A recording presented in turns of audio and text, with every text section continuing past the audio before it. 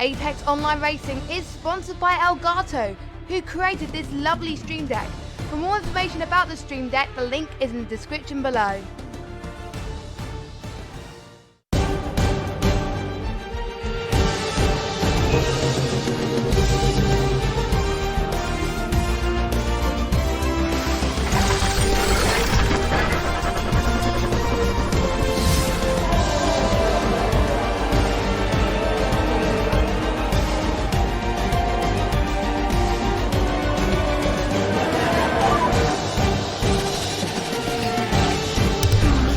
Good afternoon, ladies and gentlemen, mothers, fathers, daughters, sons, brothers and sisters. This is the Apex Online Racing iRacing GTE League Season 7, round number 2 here at Watkins Glen. My name is King-Kodiak and I'll be one of your commentators throughout this evening's race.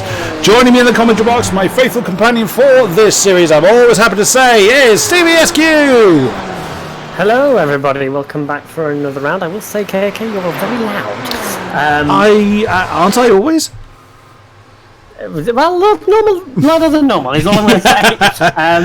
Yes, we're at Watkins Glen. We're at a famously drafty track.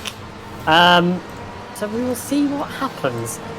Very much looking forward to this.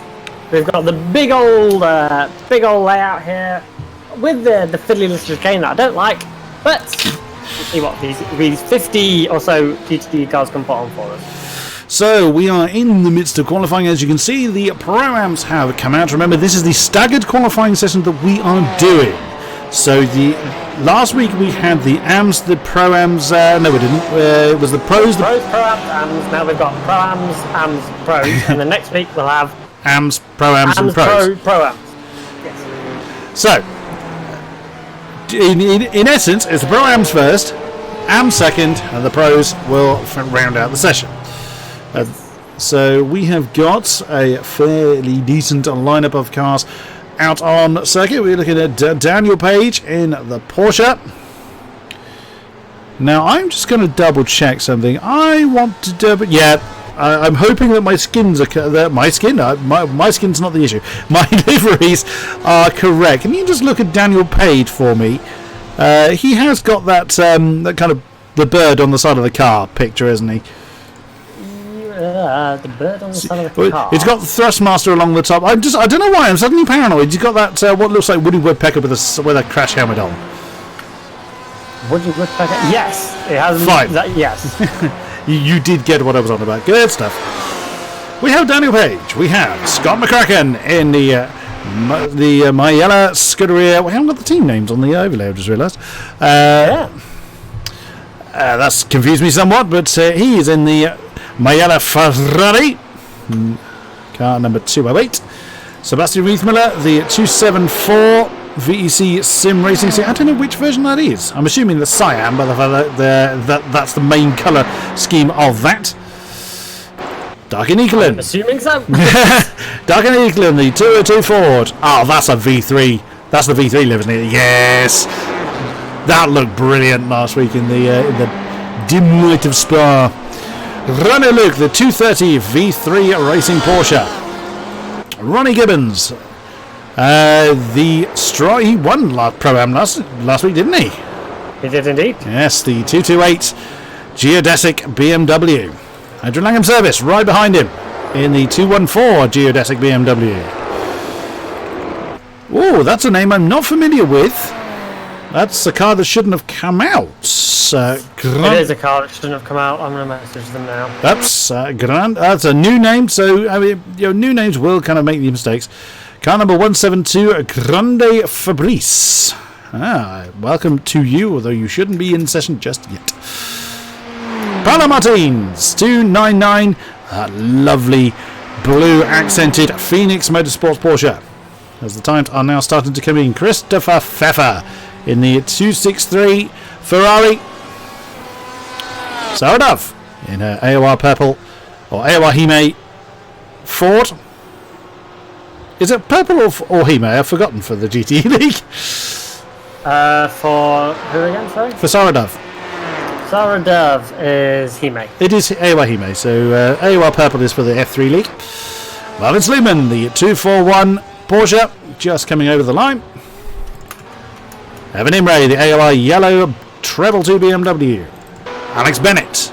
He also he's wearing. It's amazing wearing the Comrade colours. Oh, Alex Bennett is in the Comrade car, number 250. Yes, it's an alliance between. He's either a Comrade Gaming Academy driver or. Oh yes, they've got two teams, haven't they? I Yes, that's right. Yes, I forgot about that. Comrade Tepe, you're quite right. Sylvia Moraine, the 286 VEC Sim Racing Porsche. Philippe Gaillard, VEC Sim Racing Cyan Ferrari. Jeremy Hoppe, the VEC Sim Racing BMW. And finally in this category is Regis Lamique, the 298 Porsche. That is who we have in this category. The current leader is Daniel Page with a 143.552. Sarah Dev right behind him, 77 thousandths. No one down to 10th. Philippe Gaillard is more than a 10th separated from everybody. There we go. Now the overlay has updated. You can see how close the gaps are. It's actually scrolling through the lists. So Sarah Dev is 77 thousandths off the back of Daniel Page, but she has returned to the pits. I've completely lost track. How long have we got for the Pro-Am still? The Pro-Ams... it's 8 minutes. Basically, you get 8 minutes. 8 minutes you get 8 minutes per group. Yes. And the first minute is reserved for the queuing, so you basically make forces every group to get 8 minutes. Once they've started the lap, as long as they start the lap within the time limit, then you get to finish it. So at the end of iRacing, they've got 1 more minute to start the lap. Right, okay. Andrew Langham's service, unbelievably, bearing in mind that Sarah Dove is only 77 thousandths off of the category pole, service has split Page and Sarah Dove by 39 thousandths behind the pole time with a 143.591. Wow, I know it tends to get close in this league. I might have said that once or twice before. But, it does tend to do that, doesn't it? Yes, it does. That's why we love it so much. And it looks like our newcomer Grande Fabrice has returned back to the pits. Looks like the AMs are beginning to fidget a little bit. Their time is about to start. So as Stevie mentioned, anybody when the timer hits, as it was at 10 more seconds, they have to start the lap. Oh my goodness me, Andrew Langham's service, that got very lively for you coming through the turn 7. They have the qualifying for the AM starts on the start of the 9th minute. So this is actually the last minute the Pro-Ams get. If they start it in this minute, they can finish it. What? 8 minutes and 59 seconds. If they aren't on a lap, they aren't finishing it. Well, you can see the AMs are beginning to get to the end of the pit lane, so they are wanting to get out and get on with it.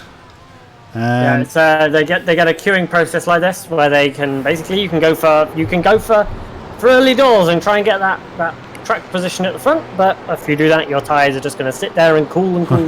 Yes. However, talking of tyres, actually, I don't think that will be too much of an issue because it is pretty toasty out there. It's currently 47 degrees track temp. Ooh, centigrade. Yeah, well, yeah, Fahrenheit would be very cold. Get your snow tyres out if it was that. Yeah, 49 degrees centigrade. Yeah, yes, you pretty much boil an egg on that. And just for those who do use Fahrenheit, that's 116 degrees Fahrenheit. That is warm. That is very, very warm. Yep, and there you go. The AMs are away, so any pros that are on the lap can finish them. Evan Imre Pitt looks like he's on one. Scott McCracken looks to be on one. Sylvia Moraine's finishing one, and Carlo Martins is on one as well. So for the AMs then, let's have a look at who we've got. Anthony Washington in the 336 Ferrari. Jamie Smith, our AM champion, 345. Was he with us last week? He was, but he didn't. He was here. He didn't have a particularly good race, did he? He was. He didn't have a good race until the end, where it all came to. Oh, true. Yes. So he is there. Our AM champion 345 BMW. Stephen Norman in the 312 Ferrari. Richard Fletcher. Also, where is he? Names are moving. There he is in the 344 Ferrari. Kevin Van Eyck in the 318 Porsche. Daniel Linholt, the 333 Porsche. Craig Parsons in the 343 Ferrari for PCDC Motorsports. Jürgen Kleiber in the 342 BMW. Marco Zelenica, the 324 Castro livery Ford.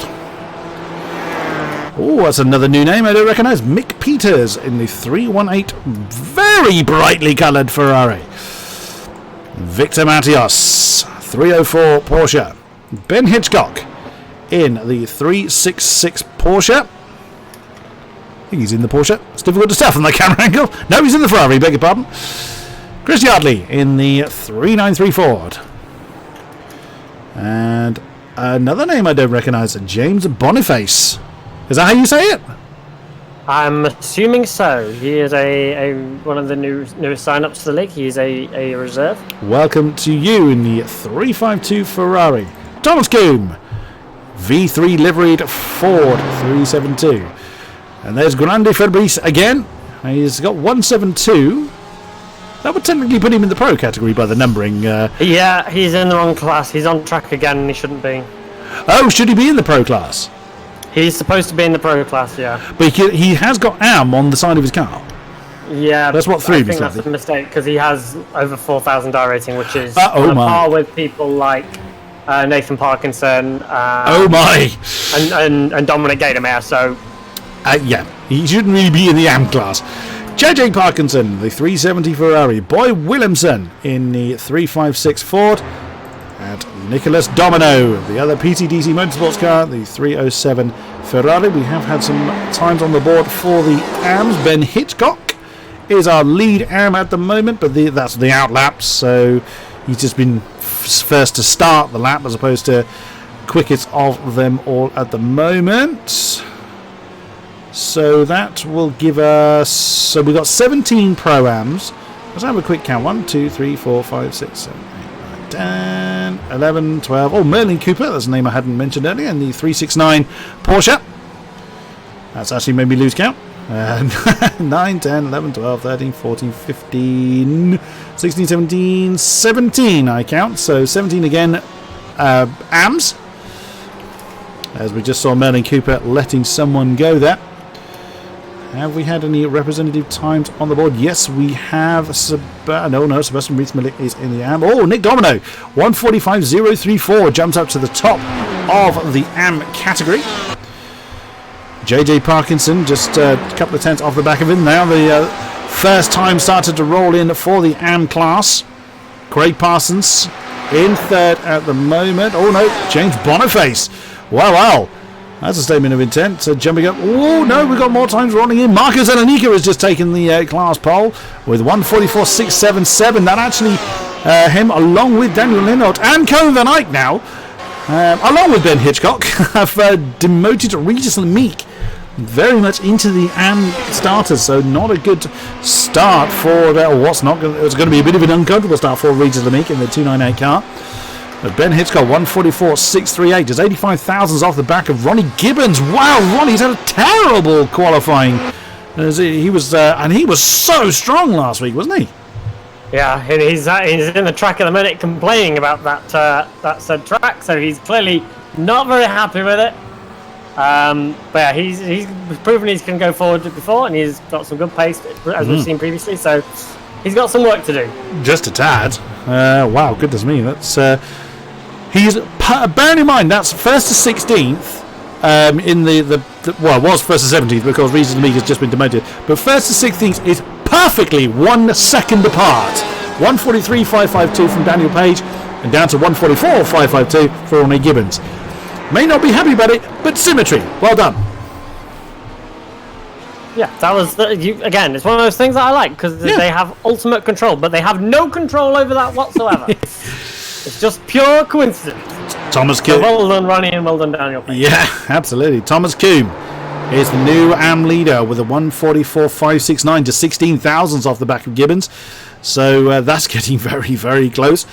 Wow, lots of very close times. So Coombe representing the V3 organisation. I think everybody except for... I think Fabrice is actually still going. Yeah, Fabrice is still out there. Yeah, so he's ignoring me. Oh dear. Which is the wrong thing to do, but you know. Just a tad. I'm going to remain calm and impartial as a commentator.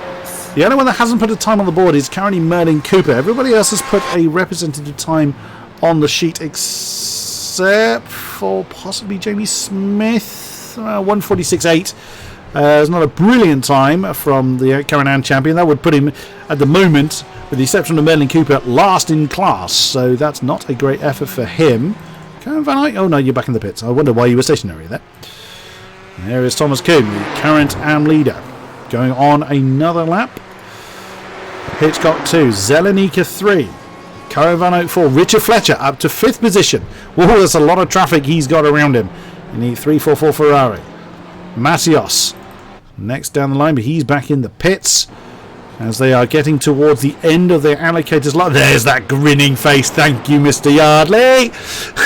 Stevie pointed that one out to me last week and makes me smile. Where's Thomas Kuhn? Is he going to improve? Where is he? He's coming into turn 6, so he's about half a lap away from completing this one. He'll have time to finish it if he so chooses to, but will not have time to start another. It's almost a bit of a slide around that turn 7. The Ford looking quite good for the AM class at the moment. Now, again, going to ask the question: is there any particular car that you're aware of has an advantage here? Bearing in mind it's egg boilingly hot. I doubt the Ferrari. The Ferrari is probably the one with the worst on its tyres. Certainly in the latter half of the race, it's usually harder to keep those tyres going. So with these temperatures, that's going to be a problem, but it'll be something I think that will affect all cars because the heat is so extreme. Just a tad. Oh, Jürgen Kleiber has jumped up to 4th in class with a 44.657. Does Thomas Kuhn improve? He does. 16th overall. Actually jumps up ahead of Hoppe and Gibbons. And there, at the bottom of the shot, you now see the pros. The big guns are now coming out to play. So let's have a look at who we have got. Gaidemeyer in the 137. Comrade livery Porsche. Carlos Vila, Geodesic 146 BMW. Claudio Klima, Geodesic livery Porsche, car number 110. Holstein. Comrade Gaming 109 Porsche. Jared Caroni, our race winner from last time out in the 113. If I remember rightly, Satellite Racing. Yep. It's got a pair of eyes on the front of the car. Hold on a minute. I'm just going to go to the chase cam. Oh, not quite. It's actually red. It's actually balls. Now, from there, it looks like eyes. If you go to the distance camera, that is a pair of eyes with a big old set of eyelashes on. Wait, car again? Caroni 113. You see what I mean? If you go to the TV camera, you can... Yeah, I'll give you that. I'll give you that. From a distance. Our champion, Dan Sasolski, didn't have such a strong race last time out in the Geodesic. What on earth did Caroni just do? He shot across the road.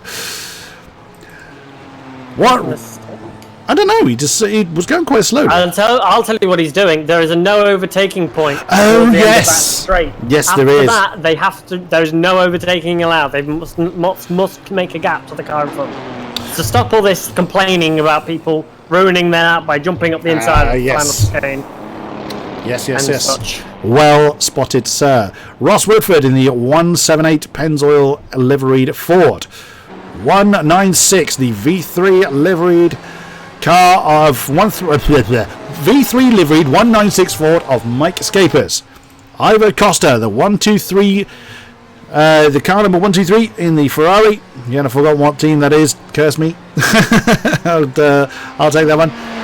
Michael Drexler, 189 Ferrari, just climbing the hill on his first timed lap. And Nathan Parkinson in the 155 Geodesic Ferrari. We do have another name I don't recognise that. Oh, he's in the Pro-Ams, so he didn't set a time. Martin Nellison? I would need to Nielsen then. Remember the gentleman I told you about before the stream? Oh, that'll be him. That's that gentleman. That'll be why we haven't seen him then. So unfortunately there was a bit of an issue there. Someone joined when they shouldn't have done, and it was that particular individual. I didn't actually intend to name them, but I accidentally have. Who is going to be first to cross the line? Who can... Oh, no, it won't be Nathan Parkinson. He was pulling over to... Where is Caroni? He is... Where is he? He's going through 5. Going through 5, yeah. 6 into the chute. Indeed. Even the Ferrari, nice and balanced. No one from the pros yet getting a time on the board. Well, Carlos Vila technically does, and as does Claudio Klima. They're currently 38. Oh, well, true. They were the first to get to the end of their outlaps. There is the geodesic Porsche, and there's the geodesic BMW. Where was Corona? I wanted to follow our current championship leader through. Where's Sosowski? He's coming to the end of his lap. Let's follow him through a lap here of Watkins Glen. He's got one of the Fords ahead of him. I think it's one of the V3 Fords.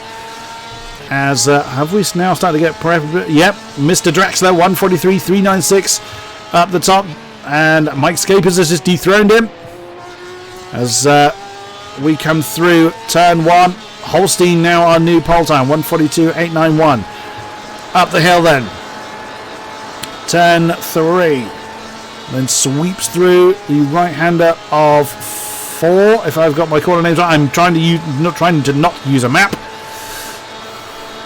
It's complicated in a minute. Yeah, because this doesn't have a number, is it? The bus stop bit.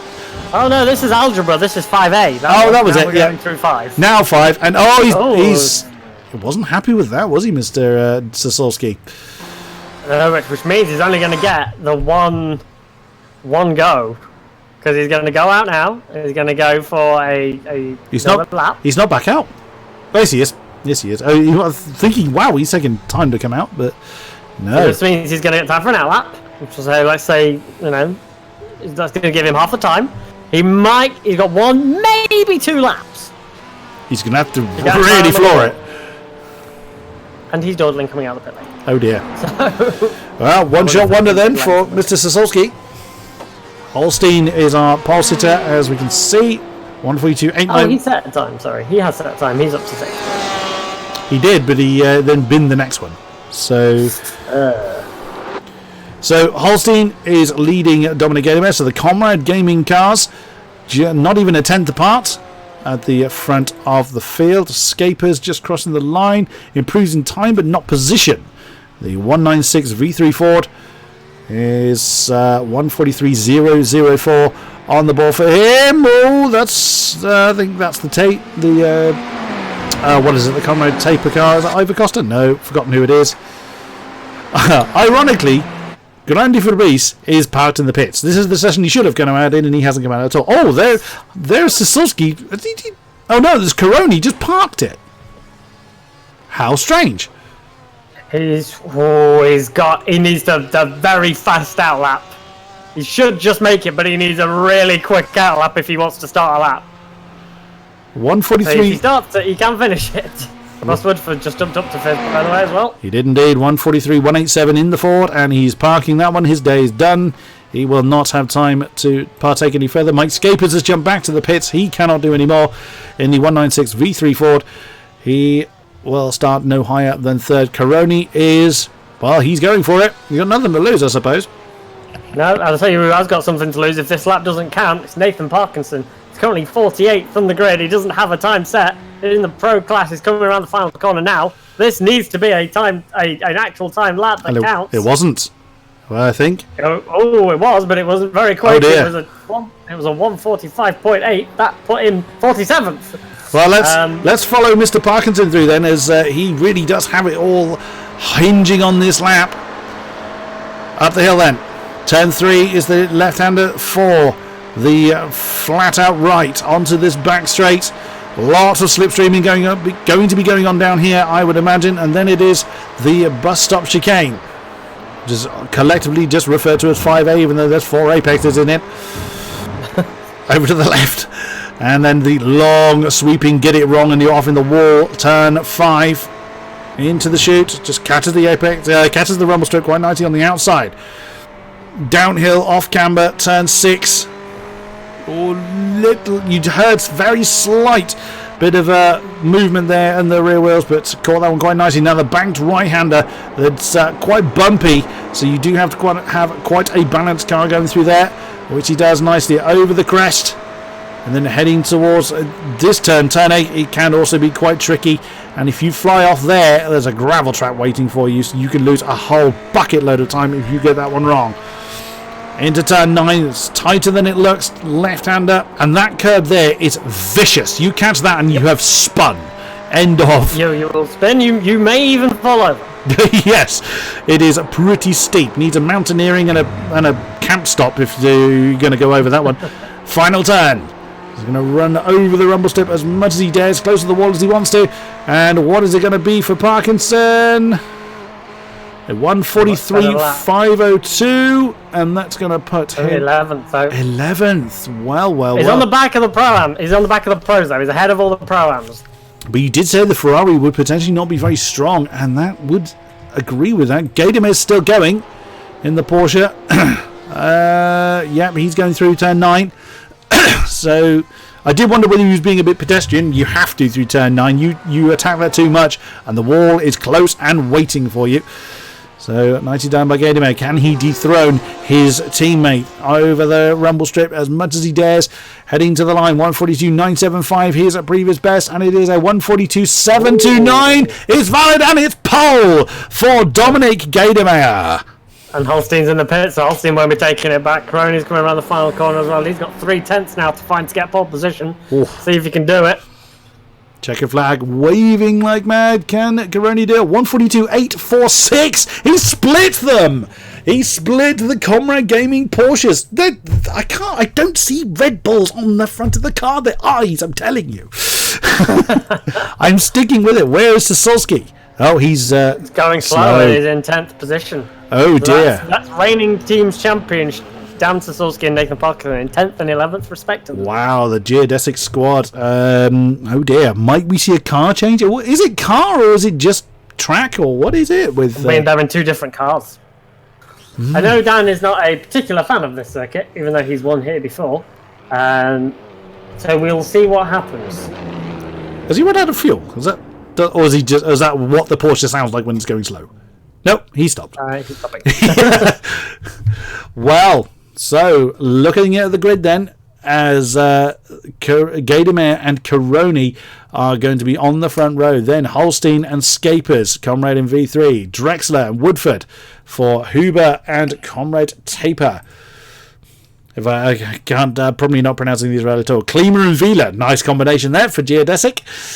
Costa and Sasolski for Black Eagle and also Geodesic. Parkinson and Page are lead pro-am right in the tail end of the pros. Nicely done. Then Service and Dove.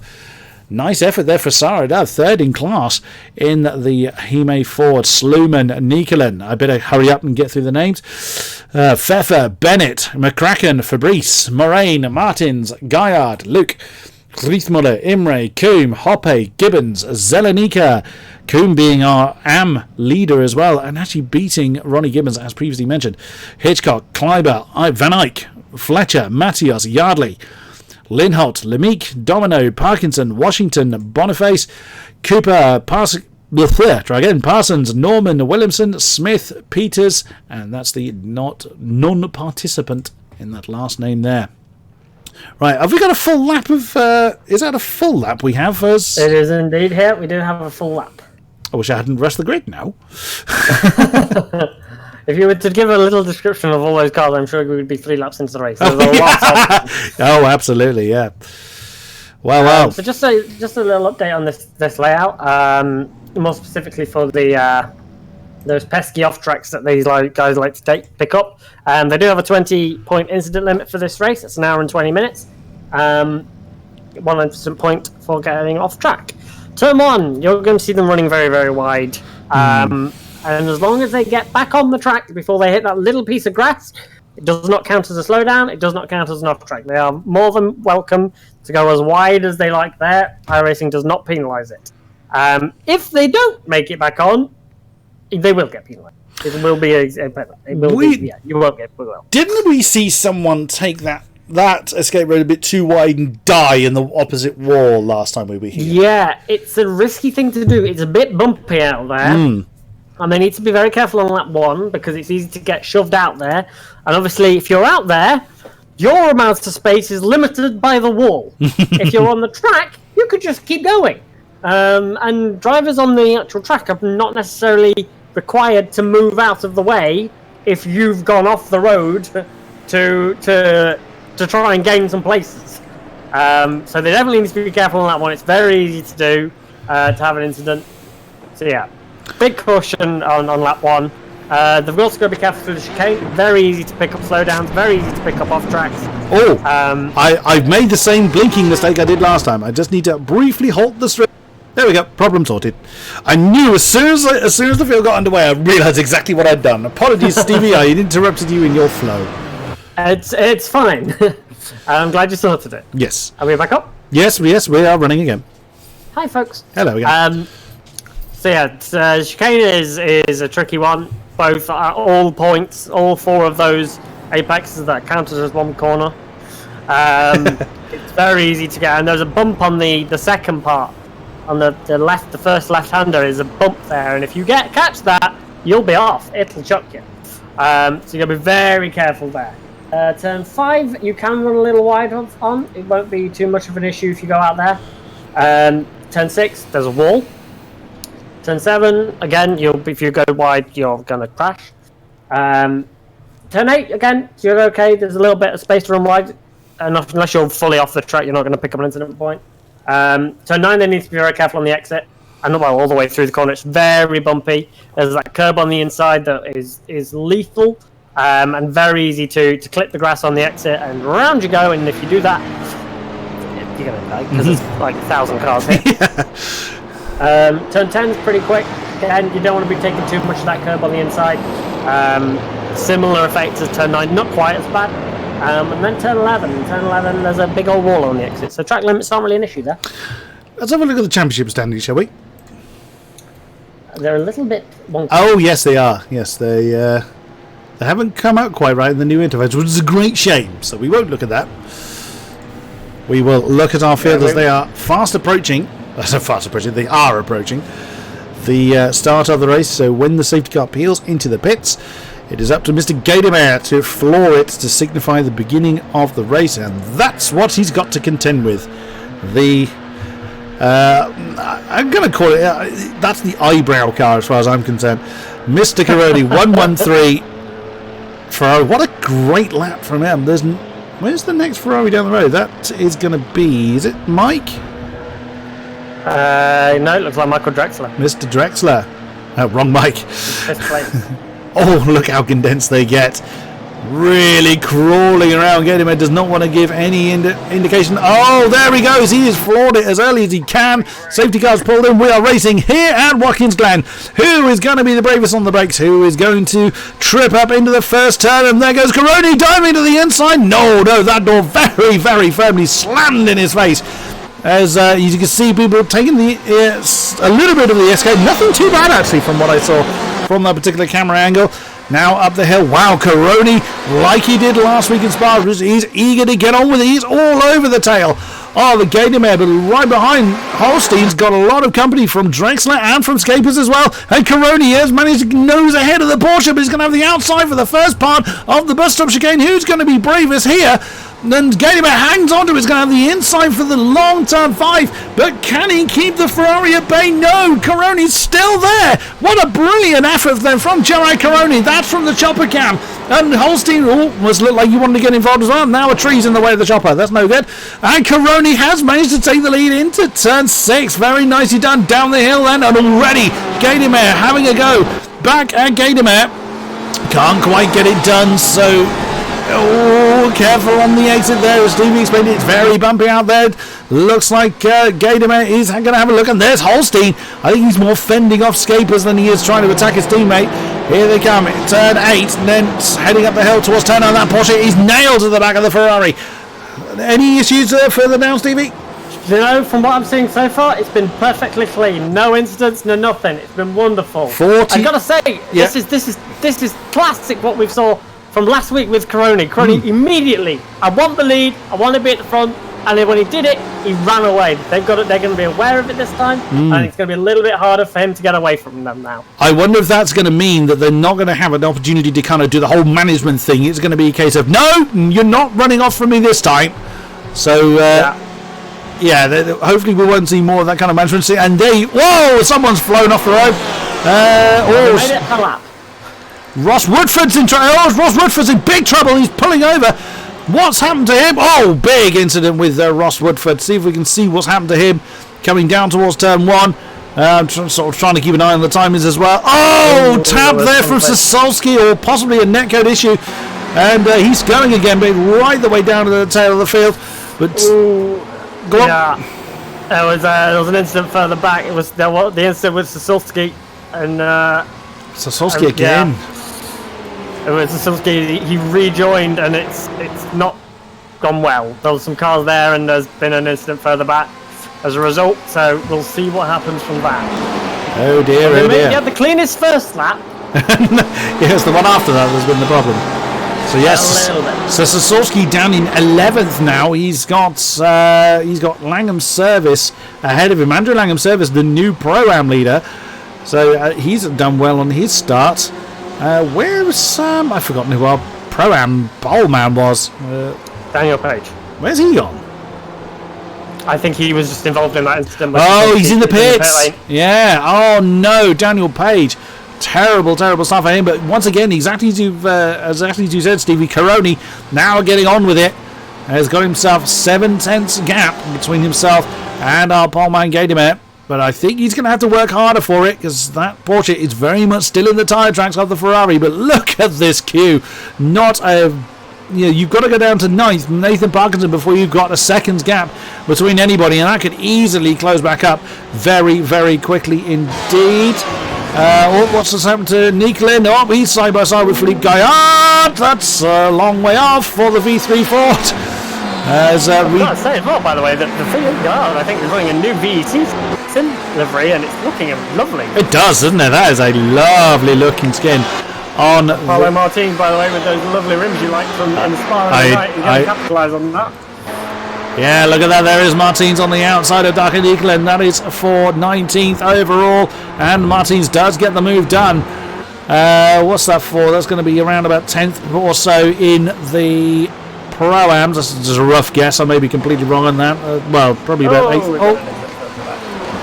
Jürgen Kleiber looks like he's been involved in something. Let's have a look. Oh, he looks dropped it on the way on the inside. Oh, my on goodness. Yeah, so have a look at that. He's well on the... wow, he just stopped dead. Yeah, that was not ideal. Oh dear, not a great effort for him, but Scapers is getting very close to the back of Holstein. Well, he's been close to the back of Holstein all race long, in fairness. But yeah, that long train is kind of settling into the rhythm now. Carlos Vida is right with Ivor Costa as well. Very, very close between those two. The Geodesic 146 BMW being chased by the Black Eagle Ferrari as they continue to rack up the laps. Trouble for Nicolin! Trouble for Duncan Nicolin, the V3 Racing 202 Ford. He's dropped it on the penultimate corner. And has he collected anybody? How on earth did he not hit the wall? But he's bunged himself back in the bits and he's gone. Yeah, he's left the session. Oh, no. One of those things. The exits here are way more dangerous than the entry. There's a lot of grass and there's not much forgiveness at some of these corners. Turn 1's really the only one that's very nice. But yeah, Duncan Nicolin paying the price, and he was doing well up until then. So shame, but that's racing. Yep, it is indeed. On we go. Jumping back up to the front, and Ganymer has closed in a little bit on Caroni. Caroni getting into the 143s now, 143.788, his fastest lap. Actually, so Ganymer was a 143.781 last time, gaining a 10th on the top man. The two Comrade Porsches very close together. I can't imagine if Holstein feels he's got the pace. I can't see that Dominic's going to hold him up any. I doubt it, but they also don't want to be scrapping too much, losing the toe to Caroni, and they are borderline doing that at the minute. So they really need to push on and keep with him.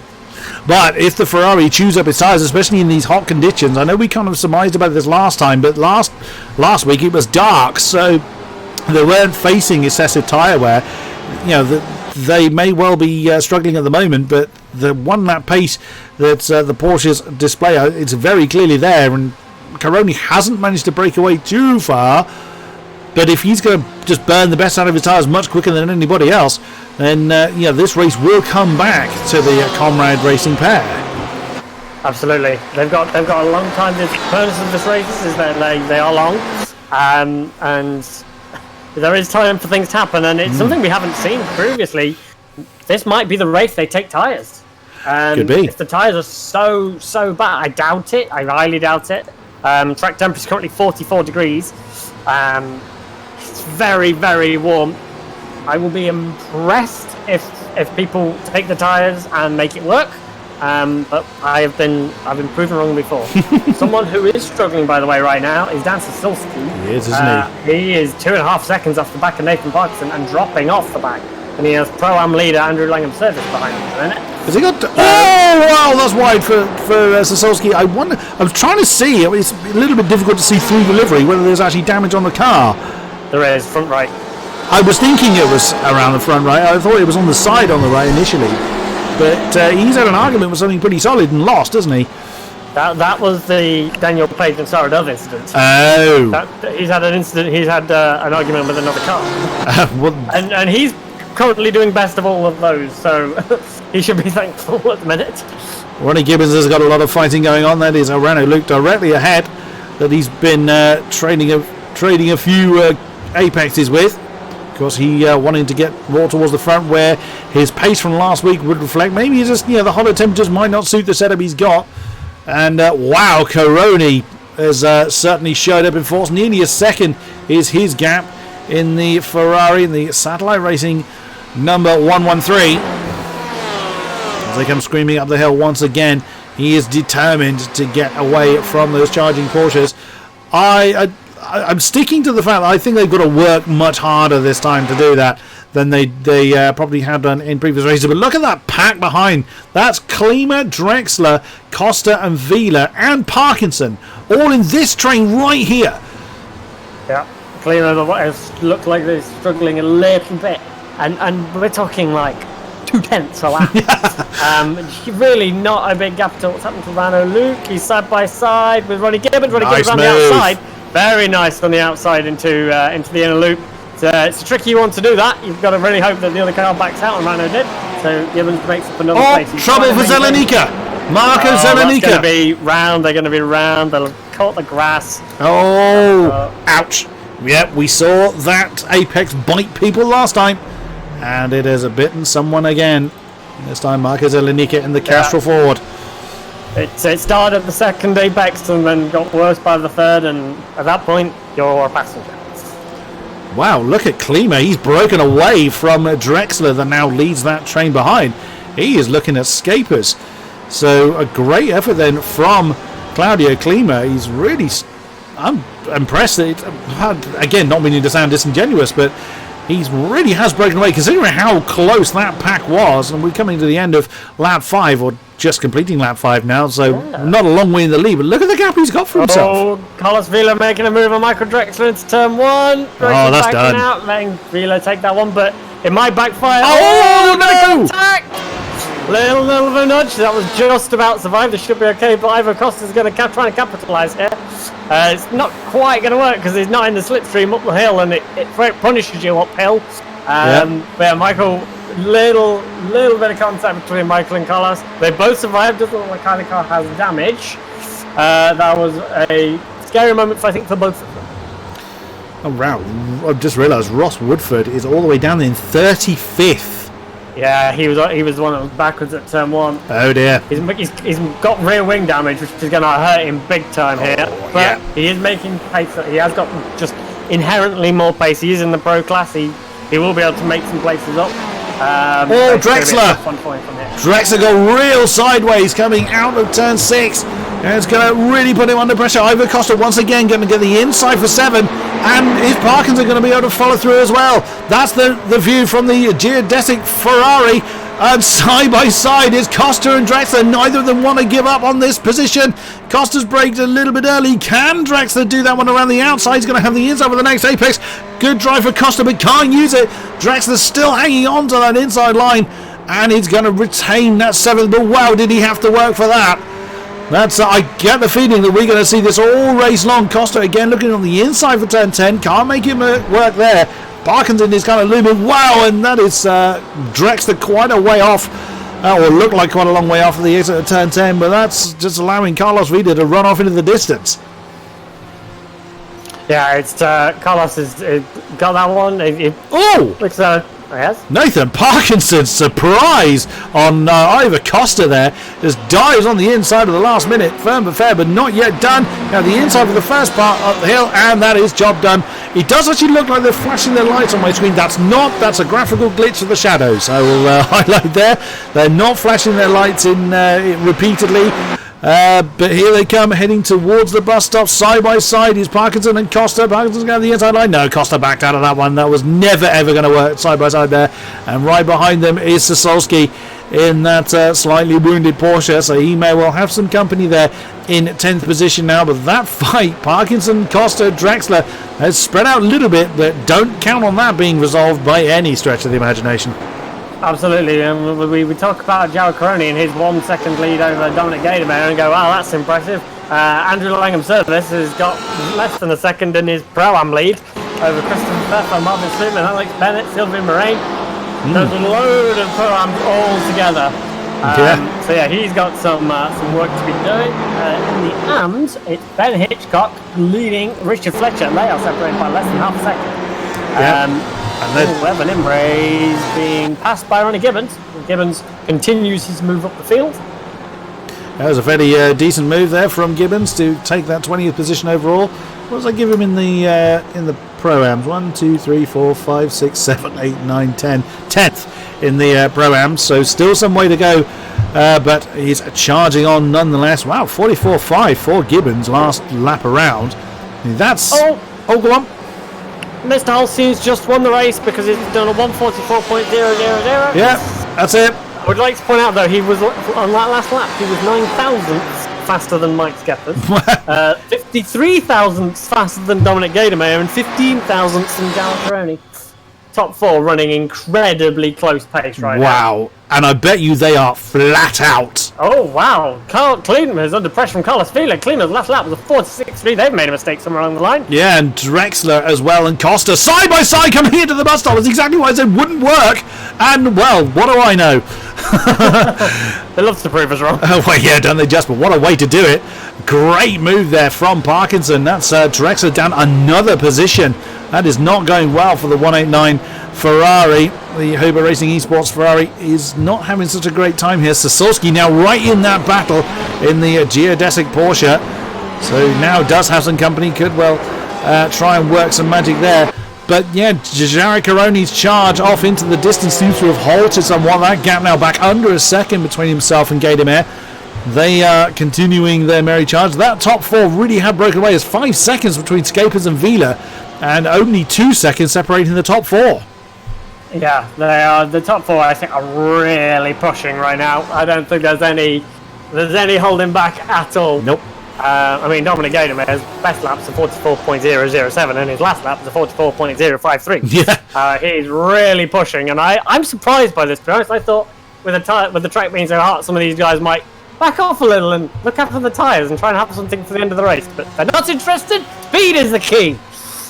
Stevie, can you just confirm something for me? I hope I'm not going mad. Did Dominic Gaidemeyer just set the exact same lap twice in a row? He did. He just did a 144.053 twice. I will confirm it for you, but I'm pretty sure he did. I think he did. I was looking at the time, waiting for it to update, and the next thing I realised they're up halfway up turn 2. There is a discrepancy between iRacing and our information. Our information says he did 144.053. iRacing clocked it at last update he did a 44.052, and on lap 9 he did a 44.053. So it was within a thousandth of a second. Good I just don't know how these drivers can do that, to be honest. No. That's insane consistency. Look at Drexler and Sasolski. These two have crossed swords many times before, and they've usually been fighting for top honours. They're fighting for 9th. That is just really showing how it's really not working too well for them. And Andrew Langham's service was 2/10 quicker than Sasolski was, and was about half a second quicker than Drexler. last time around, as Langham Service is dragging a lot of people with him. Oh, no, Gibbons! Oh, no!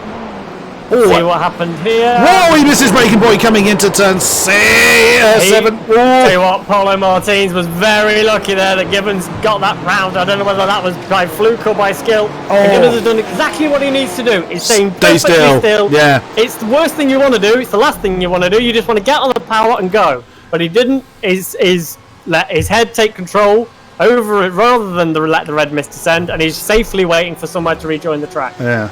Well done, that man, because that could have been a huge accident if he'd not done that. Yep. And that's put him right the way down in 41st, but with an undamaged car, because he kept that one under control. Yeah. Absolutely. He's got he's at the back again, but he's got pace. We know he's got pace. He's been making positions up. Got a long way to go to make positions up, but it's not over yet. No, he was very lucky and well driven to not do that. But that's the problem, though. When you have an incident like that, and you feel you should be, towards the front of your class, it's too easy to push too hard. So that's given Ronnie another challenge. Like, he needed to make this race any more difficult for himself to keep everything under control for the rest of the race. As Reith Miller and Hoppy have just swapped position. They've got a whole bunch of AMs right behind them. Hitchcock, Fletchler. Dove is in that mixer as well after her earlier incident. Matthias, Combe, Van Eyck. Van Eyck's a little bit off the back of it, but not by far. Oh, there's problem. Yardley, I think. It's Nick Domino's had an issue. Looks like he's had an issue. Yardley and Domino came together, and Domino's off into the wall. And Yardley, I wonder, is Yardley waiting for Domino to reappear? Because he could be waiting a while if that's the case, because it looked like Domino hit the wall pretty hard. He's back underway. Domino is going, but he flew off the road. If he kept that out of the wall, I'd be stunned. He did. He kept it out of the wall. Really? Oh, wow, he flew off the road. Cool, that was... he did keep it out of the wall. Cool, that was very well played. Back out. Worth pointing out as well, the battle for the Pro-Am lead is down to half a second now. Christopher Pfeffer back in it. Worth pointing out, though, Christopher Pfeffer does have a pit lane stop penalty to serve. Oh dear. For this race, for instance, he was deemed responsible for at Spa, which won't ruin his race. It's basically like a 5-second time penalty you see in Formula 1, where they have to wait 5 seconds before they can work on the car. It's similar to that. It's to that kind of level of punishment. It's not going to ruin him. Just a little bit of pain. Whether Andrew Langham Service knows that or not is a different story. But also, if they don't serve it, they get disqualified. Do they not? It'll be a very harsh penalty if they don't serve it. Yeah, so he has to take it. He will have to take it at some point. Also, another point of note: our new entrant into the pro category, the 172 one race Ferrari of Grande Fabrice, is down in 18th. So his race hasn't gone brilliantly well, because he did have that bit of confusion in the qualifying, but is running nonetheless. Completely forgotten where he started. I don't know. We've lost that piece of information. Yes, we have, unfortunately. Domino, I want that bit back. Oh, Alex Bennett, side by side, Silver and Moraine coming out of turn 7. Over the crest, they're still side by side. Let's go on the top again. We'll see it even clearer. The Ferrari on the outside, the Porsche going for the inside line, still side by side, coming through turn 8. The Ferrari's going to have the inside line. Well, close. That's very close. Who's going to win out on this one? The VC Porsche looked like he had a decent run. They're still going, and they're not willing to let go on this one. And the Porsche's won out. That was well done by Sylvain Moraine to hold that round to the outside of turn 9. That was very nicely done. Has it gone cloudy? It has. I'm just going to have a look and see what the track temp's dropping to. Yeah. It will massively affect. We're down to 43 degrees, so we're currently down 1 degree. A huge difference, I'm sure. But hey, these tyres are very sensitive if they're like they were when I raced. A couple of degrees can make a huge difference. So yeah, we'll see if this cloud cover sticks around. I'm sure the track will cool down a little bit more. Much to the relief of a lot of drivers, I think. Yeah. Could well be. So Holstein remaining behind his teammate, probably not looking to challenge him too much. Scapers is still there, 7 cents behind the Comrade Gaming Porsches. So if Scapers wants to get on with it, then those Porsches are going to have to figure out what they're going to do. Caroni's not managed to get any further down the road. What's happened to Pernod Martins? Oh, he's had a problem at the bus stop. What's he done? He's overcut the entry and flown off the road, and thankfully there's a gravel trap there to catch him. But he's going to have to be careful how he rejoins. In fairness, he's being careful about how to rejoin, and slots back in at turn 5 and down to 20. His only concern is because he did take that outside curb quite hard, he did almost jump over it. So he might have a little concern on floor damage, which is not something we can see if he has. No. But he's running okay at the minute, so I think he's probably got away with that. But he won't want to do it again. No, and it's put him right in the middle of a big pack of cars as well, so that's something else he's going to have to bear in mind. There's our top 4 once again, sort of keeping regular eyes on them. And they're lapping within a tenth of each other. 44.2 for Caroni, 44.3 for the Porsches, and 44.2 for Scapers. So 4 cars, 3 different marks, and a tenth apart. Absolutely brilliant stuff. And as absolutely flying.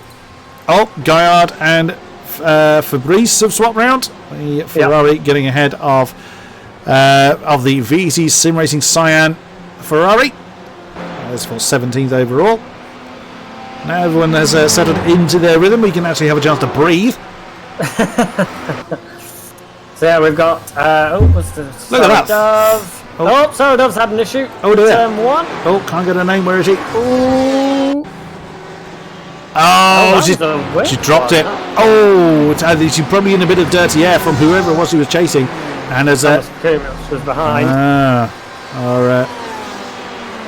One of our AM drivers, he's 4th in class as I can see. So Sarah Duff headbutting the wall, but carrying on nonetheless. Oh, the Porsches are getting very close again up front. Of Holstein and Gatormare. Holstein just holding his station. Looks like Scapers may have fallen a little bit off the back of the pair of them. He's going to want to bring himself back into this fight as quickly as possible, or they'll pull away. Although they've got to Dominic's got to get back on pace with Joao Caroni. We saw this in Spa. He doesn't pull a 5-second lead in 2 laps, but he gets those little increments. And by the end of the race, that's 14, 15 seconds. So they've got to get on top of him and quick because he's pulling away. Last lap he did with 43.9. That was 2 tenths faster than the other 3 behind him. All 3 of his chasers 44.1. Nice. With Gatormare being the fastest one by about 300ths of a second. So once again, very, very close. Yeah, and Christopher still putting a little bit of pressure on Pro-Am leader Andrew Langham Service. 1.1 seconds behind, he's got Marvin Sluman just behind Christopher Pfeffer as well. So yeah, even with Pfeffer's penalty, Sluman and Moraine are still there, as is Alex Bennett. And the whole Pro-Am's still there. Scott McCracken still looks like he's close as well. What's happened to Carlos Vila and Klima? Oh, that looked like a big cut from Klima. That might be a slowdown. We'll see what he does, but that might be to go away with it. No, I think he got it. Yeah, that looked okay from when I had a look. But look at that, the Geodesic 3. Now we're told there's no team orders in there, but if one of them has a problem, that could be quite costly. But we will see. Yeah, just to answer Bloodwolf in the chat, you can run basically as wide as they like. They as long as they come back on before the little piece of grass, and they don't get an instant point. It's the way iRacing does track limit. But we have an instant limit for that. So give and take. There are other places that are incredibly strict, and you will pick up Spa, for example, incredibly strict on track limits, and people get disqualified left, right, and centre. So yeah, give and take. Where are we at with incidents there, Mr. Stevie? Most people are, well, less than, I'd say all but one driver is less than 10, and the only one that is above 10 is Jürgen Kleiber, but Jürgen's had a few little bumps and you get 4x for a bump. So it's easy to understand why you pick them up. But yeah, everyone else is under 10. I would say the majority are under 5, so a lot of people looking to get the 3 bonus points for 0 incidents. Well, that's no fun. Oh, Parkinson and Carlos Vida very, very close, and the Ferrari has jumped out from behind the BMW. I didn't look orchestrated. I think that was just a decent run there from Vila on Parkinson, and the BMW and Ferrari swap round. So Porsche, look at that. Geodesic representing all 3 marks there. All they need is a Ford. And they'll have the complete collection in there. That's absolutely awesome. Porsche leads Ferrari, leads BMW. But behind them is Costa and Drexler, and they are gaining. They gained nearly a second on Vila last time around. So they can't be dancing with each other too much. Otherwise they're going to get some company. And then in the background, Sasolski and Langham Service. We can see Langham Service still with that Pro-Am company of Pfeffer, Sluman and Moraine in a fairly short order. And right behind there we saw Alex Bennett in the Comrade Tepper Alliance 250 car, right with Scott McCracken. So still lots and lots of very close action going on, but I think because everyone is pushing so hard, I get the feeling that everyone is absolutely flooring it. You get some races where it's fairly obvious that they're taking their time, they're playing the longer game. Not here, I don't think. Yeah, it was something that we saw, I think, most last season when they were trying to save fuel. I don't think that's playing as much of a role this season. And just to say that, you say when they're actually still heating up, they're racing for 30 minutes. The AM lead is a 3-way fight, and they are covered by 0.8 of a second. That is Ben Hitchcock leading, Richard Fletcher leading Victor Mateos. And they've got Ross Woodford, the recovering pro, trying to get through all of them. Yeah. Yeah, we are exactly as you say. 30 minutes in. Look at this this whole stretch of road is just filled with cars. Absolutely brilliant to see. I mean, we've seen the pace that Hitchcock had. But Fletcher had a fairly decent run last time around. Let's just check in with Ross Woodford. That's what he can see. He's got the back of the Bouchard Audio 304 Porsche of Victor Mateos, but it's not going to serve Mateos to fight, and he actually backed out of it. He didn't have to do that, but they're not in the same class. We mentioned this last week. Well, we mentioned it in most races actually, where it's not in their best interest to fight, but there's nothing that actually prevents them from doing so. So they want to kind of have a crack at it. They're within the rules they're allowed to. It's not necessarily going to be the best thing for them to do. As what's happened to Fabrice? He's been overtaken by Gaillard again. Yeah, he let him go. Oh. Wonder if he made a mistake. Doesn't look like it. Oh, he ran a little wide at the exit turn. Oh, you've got to slow down then. Just an update as well. Klima and Vila are, I think they're working together. I think they're trying to give each other the slipstream to slingshot past each other. Because one of them left it off to let the other one through last lap. There was another thing I was going to tell you as well. I don't remember what it is. Oh dear. Old age setting in. Says me, the granddaddy of pretty much everybody here at AOR. I'll make that comment before anybody else does. Look at that. Look how close Vila and Klima are. That's 1.5 tenths between the two.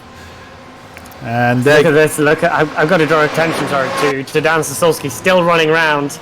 Oh, Klima. Yeah, they're working together. They're trying to save fuel and just keep the pace up with the draft. It's a good idea. Drafting it is a tactic more commonly seen in NASCAR and such. But yeah, they're working together. They're all part of the same team, I think. But yeah, Dan Sasolski, 3 seconds. Oh, Drexler! Where the hell's Drexler? Yeah, I was just saying, where the hell's he gone? Turn 5. Oversteer at turn 5. Tried to overtake the front and just kept it out the wall until he drove into it trying to reverse. The lightest of taps. Yeah, that's put him behind a couple of the pro-ams now. Yeah. I'm literally just thinking, hang on, Drexler was chasing Costa a minute ago. As you made that particular point. But yeah, he's now right in amongst that Pro-Am lead battle. Marvin Sluman and Silvio Murray directly behind, having a great old scrap. When we get on the chop again, we'll see just how tightly condensed that particular field is. Pfeffer still chasing Andrew Langham Service, and I suspect they will be for a while. Go on. It was Ross Woodford. It was making another place. I was like, oh, the Pro-Am lead. No, it's just Ross Woodford. No, just Ross in the Pennzoil coloured Ford. Although Fletcher thought about it. He made himself known on the inside of that turn 8, but opted not to commit to the move, and fair enough. Probably wouldn't have. I remember what I was going to tell you. Oh, go on.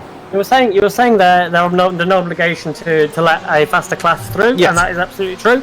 And it's not necessarily, you're right, in their interest to fight for position. However, the team's championship is divided purely on the overall point system, which is basically last season's point system, which is irrelevant of class position.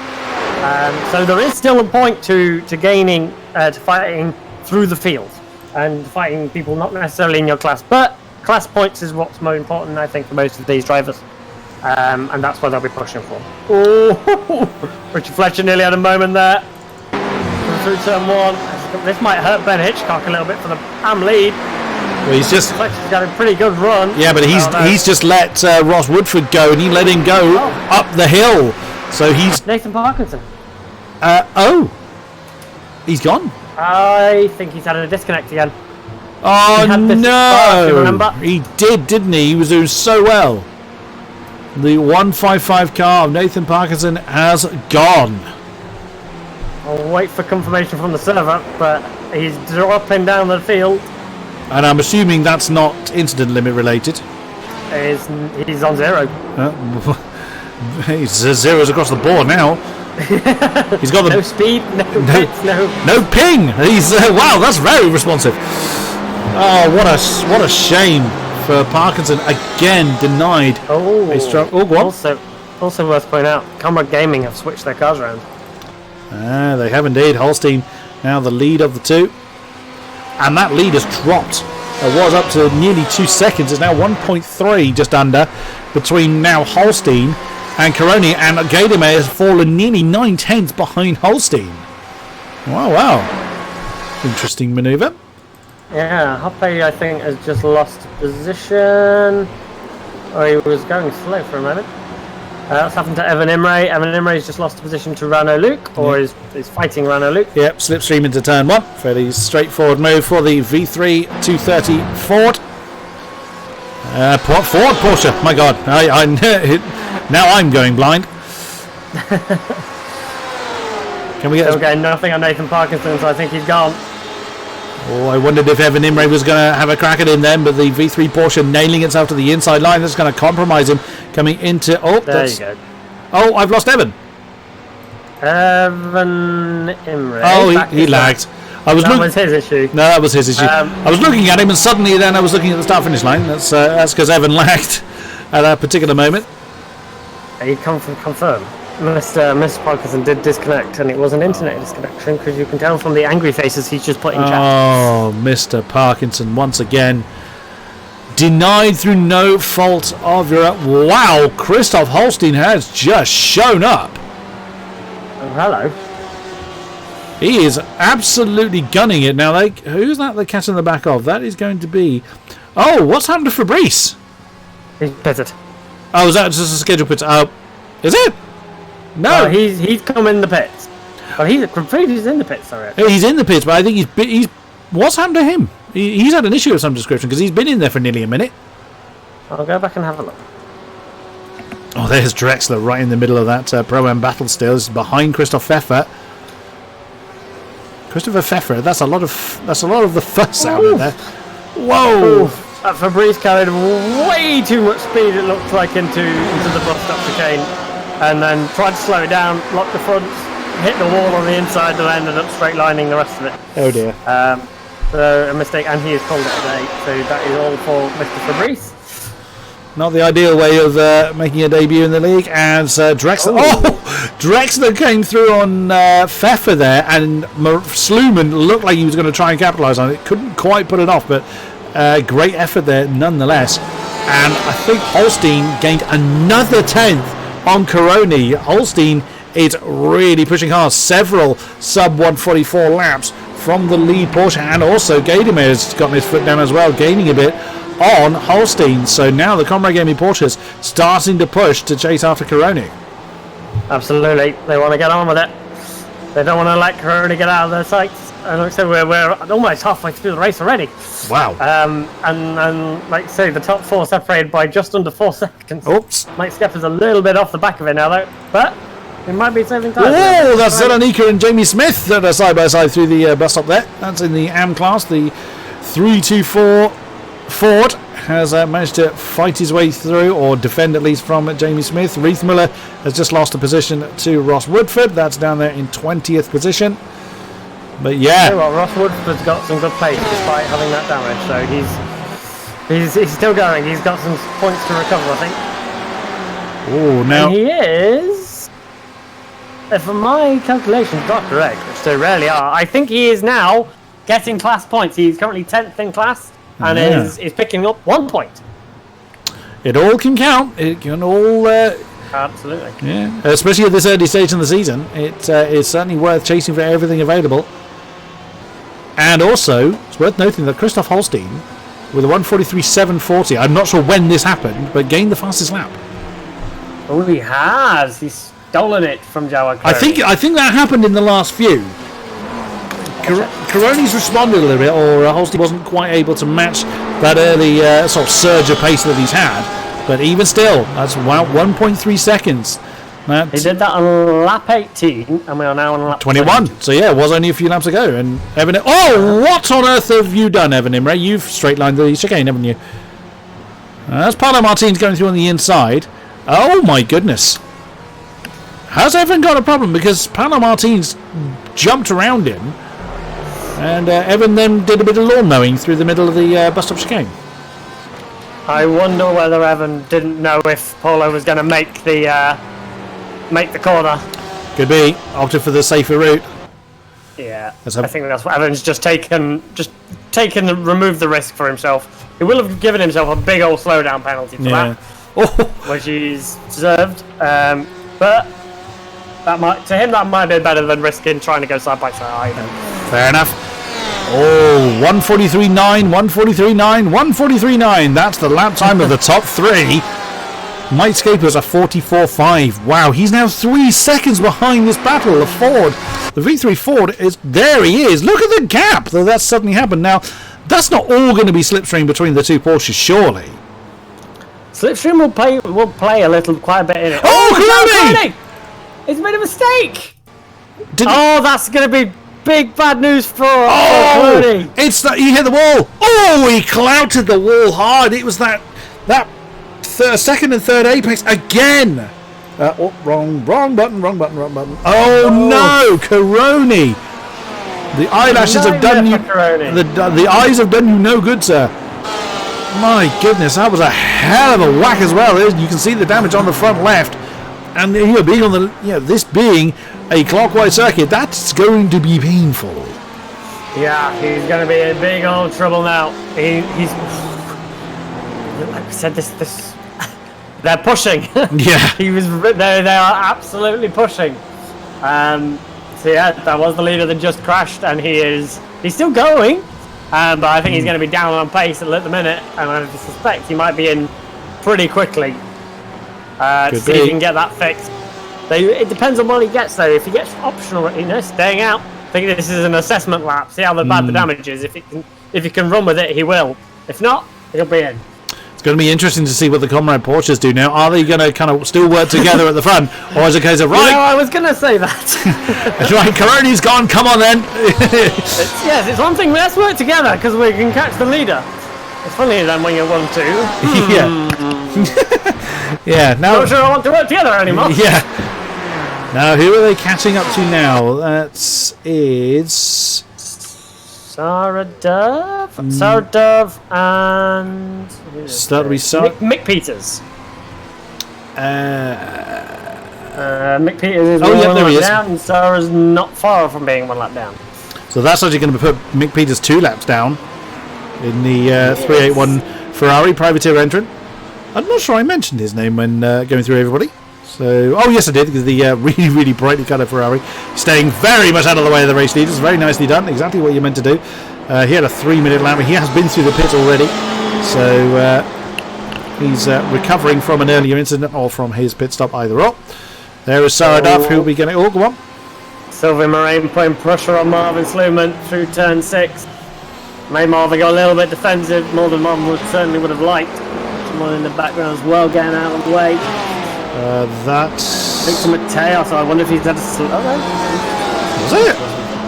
No, it wasn't him. No, it wasn't Victor Matias. Don't know who that was. We can't tell who that is. Oh, the front two Porsches getting very close. Oh God, how close they get to the wall. I kind of makes me go, oh, every time they do it. Every little bit helps lap time. Oh, yeah. I have no doubt. And there you go. That just goes to show Caroni's pace. 1:44.8 last time around. And Scaper's behind 44.2. So, yeah, you're in for a long day now, Mr. Caroni. See, we're over halfway in the race now. He could pit. If he pits, there's two types of repairs. Like I said, there's required repairs, which as they are, required. You cannot leave the pits until they're done. And there are optional repairs. And if you want, you can take them. However, obviously that will cost him time. And it will probably put him back in a pack that he probably doesn't want to be fighting. And if he's down on straight line speed, which is likely given the amount of damage on the car, this could then be a problem. It may be a problem for him to overtake and make those places back up. So it might be worth him just sticking out there and running as fast as he can with what he's got. We've got also the top two are within 0.4 of a second. Yeah, they are so close. We've got some pitters: Evan Imray, Thomas Combe, Regis Meek. Oh, here we go. What's happened to Anthony Washington? Oh, dear, that's not the pit lane, sir. What has happened to Anthony Washington, the 336 Ferrari? He just dropped it on the exit. No, he's had a technical problem. He just literally just parked his car on the inside of that final time. He's had some kind of issue. He's going again, but he definitely had some kind of technical problem. Something's happened there that he wasn't ready for. Yeah. Oof, he's rejoined right in front of the leaders as well. Yeah, I was literally just trying to find the leaders, and they were already there. That was a scary moment for Dominic Gadamer and Chris Holstein, I'm sure. Not coming in the pits, interestingly. No, we'll see what happens later on. Indeed. Scapers does. Yeah, Scapers does. Whoa. It's interesting. Who's that? That's close. Dominic Gadamer got a very unwelcome visitor there. Scapers, Vila and Klima have all come in. I think unwelcome visitor, that's a little bit disingenuous. Is that Thomas King that's just come out? No, I don't know who that was. It was Regis Lemique. Regis Lemique has come back out on track. He did nothing wrong. It's just the nature of the track, unfortunately. Where you filter out is just right as you're coming into turn 2. Paolo Martins, yes, so many people are pitting now. Pfeffer's in as well. So, yeah, halfway. Or over. Are we over halfway? Yeah, we're just about over halfway now. So, a lot of people coming in. What are we looking at? About 43, 44 second pit lane loss on a decent stop. So, yeah, I don't reckon Caroni's going to... I think Caroni's going to live with it. I don't think he's going to want to come in for an extended period of time, but we'll see. Yeah. I think what will hurt him is if he's got any required, like you said. But if he's still got... He doesn't look like... The car doesn't look like it's pulling. It doesn't look like he's having to fight it in a straight line. So I think will just get away with it. But we'll see. We will see, indeed. And he's also now... Stefan was asking in the chat earlier about the tyres. These Ferraris, they don't like these tyres over a really long distance. So we'll see what happens for Jawad, especially at the pace he was running. Let's see what he does. No sign of the pit lane there. No sign of it for our top guys at the moment. Yes, he has. He is. There he is in 26th overall. I'm not even going to attempt to figure out where he is in class because they're all muddled up because of the pit stop strategy. So, Sasolski's in, along with, right behind him, Marvin Sleeman. So another two taking their mandatory stop. Wow. And I can confirm that Fafa did serve his penalty, so he only lost about 4 or 5 seconds doing that. Nicely done. Good job on him. So he's served that, so now it's game on to the end for Christopher Fafa. Unfortunately, Marvin Sleeman, I saw that. Your speed range in the minus figures. You missed your pit box, sir. Saw that. Didn't see it on stream. I saw it in the overlay. You know, it's deeply annoying when that happens. It's very easy to do. It is so easy to do. This isn't like some other games where they get where you get assistance through the pit lane. No, this is completely manual. Your pit crew will tell you off if you're too far forward, too far back, not lined up properly. Now, I've never driven in iRacing myself, but I've seen many videos of people doing exactly that, so I can vouch for the fact by viewing that it's so easy to do. So again, I mean no disrespect by that, because I know damn well I'd do it if I were behind the wheel. Done it 1,000 times. What's our top guys going to do this time? Who's that ahead of them? One of the geodesic BMWs. Is that Mr. Gibbons? It is indeed. In comes And both of them. Yeah. Well, there's no stacking going on. That's not how iRacing works. They will have their own individual pit boxes. That I can't see who that is at the bottom of the shot. 352, I think that is. That's James Boniface that served his pit stop and getting out. Oh, Caroni's coming right behind them as well. Oh, basically the grid boxes are lined up in terms of qualifying order. So Caroni is going to be between both of them. Yep, and he's I thought he jumped it as well, but he was too far forward. Costa's carried on. So the Black Eagle Racing Ferrari, the 1-2-3 car, has chosen to lead the race for a while. Go on. I got on with them and Porsche's the wrong way around. I was like, oh my god, Dominic Gomez has somehow jumped Chris Holstein. No, he hasn't. Arguably, Holstein's may have had a big game. Well, yeah, he was, 1.3 seconds quicker. Is he pushing his fuel a bit, do you think? Maybe. We will see. Philippe Gallardo stays out. He's currently 4th. Sylvain Moraine 2nd as well. Yeah, indeed. Oh, everybody's in the pit lane. Yeah, so many people. I'm not even going to attempt to have a look at that because every time I click on a name, it will move. Put it this way: the only people that aren't are Ivor Costa, Sylvain Moraine, and Philippe Gaillard. Yeah, 3. Everybody else is in the pit lane or has served their pit. Or has been through it. Yeah, absolutely. So you can imagine that the 3 of them won't go too much further without it. Otherwise, they're going to be stuck in the bottom of the fuel tank. And just an update as well for those who are looking at these and have driven in the official races or are familiar with iRacing, we'll go, that's a short stop. Well, that's early in the pit race. Well, we've reduced the fuel cap. We've put a fuel cap in for this season, so they have a 75% capacity tank. So whereas they would have 90 litres or so for 100%, we've now cut that down to 75%. So bringing the pit stops a little earlier into the race. And in comes Costa. Who's going to make the coffee gag, I wonder? Not me. Nope. Moraine, yeah, predictably. And Gaillard as well. Gaillard's a little bit further down the road. That's a lovely VEC Sim Racing Cyan livery. Wow.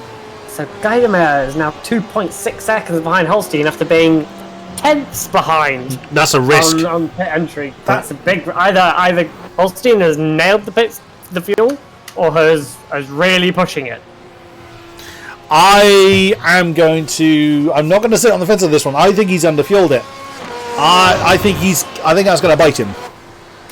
Okay, interesting.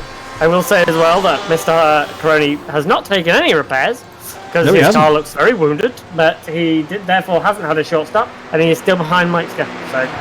Well, he's now behind Scapers because the Ford was behind the Ferrari, but previously. So, yeah, and the Caroni's stop was only 6/10. Go on.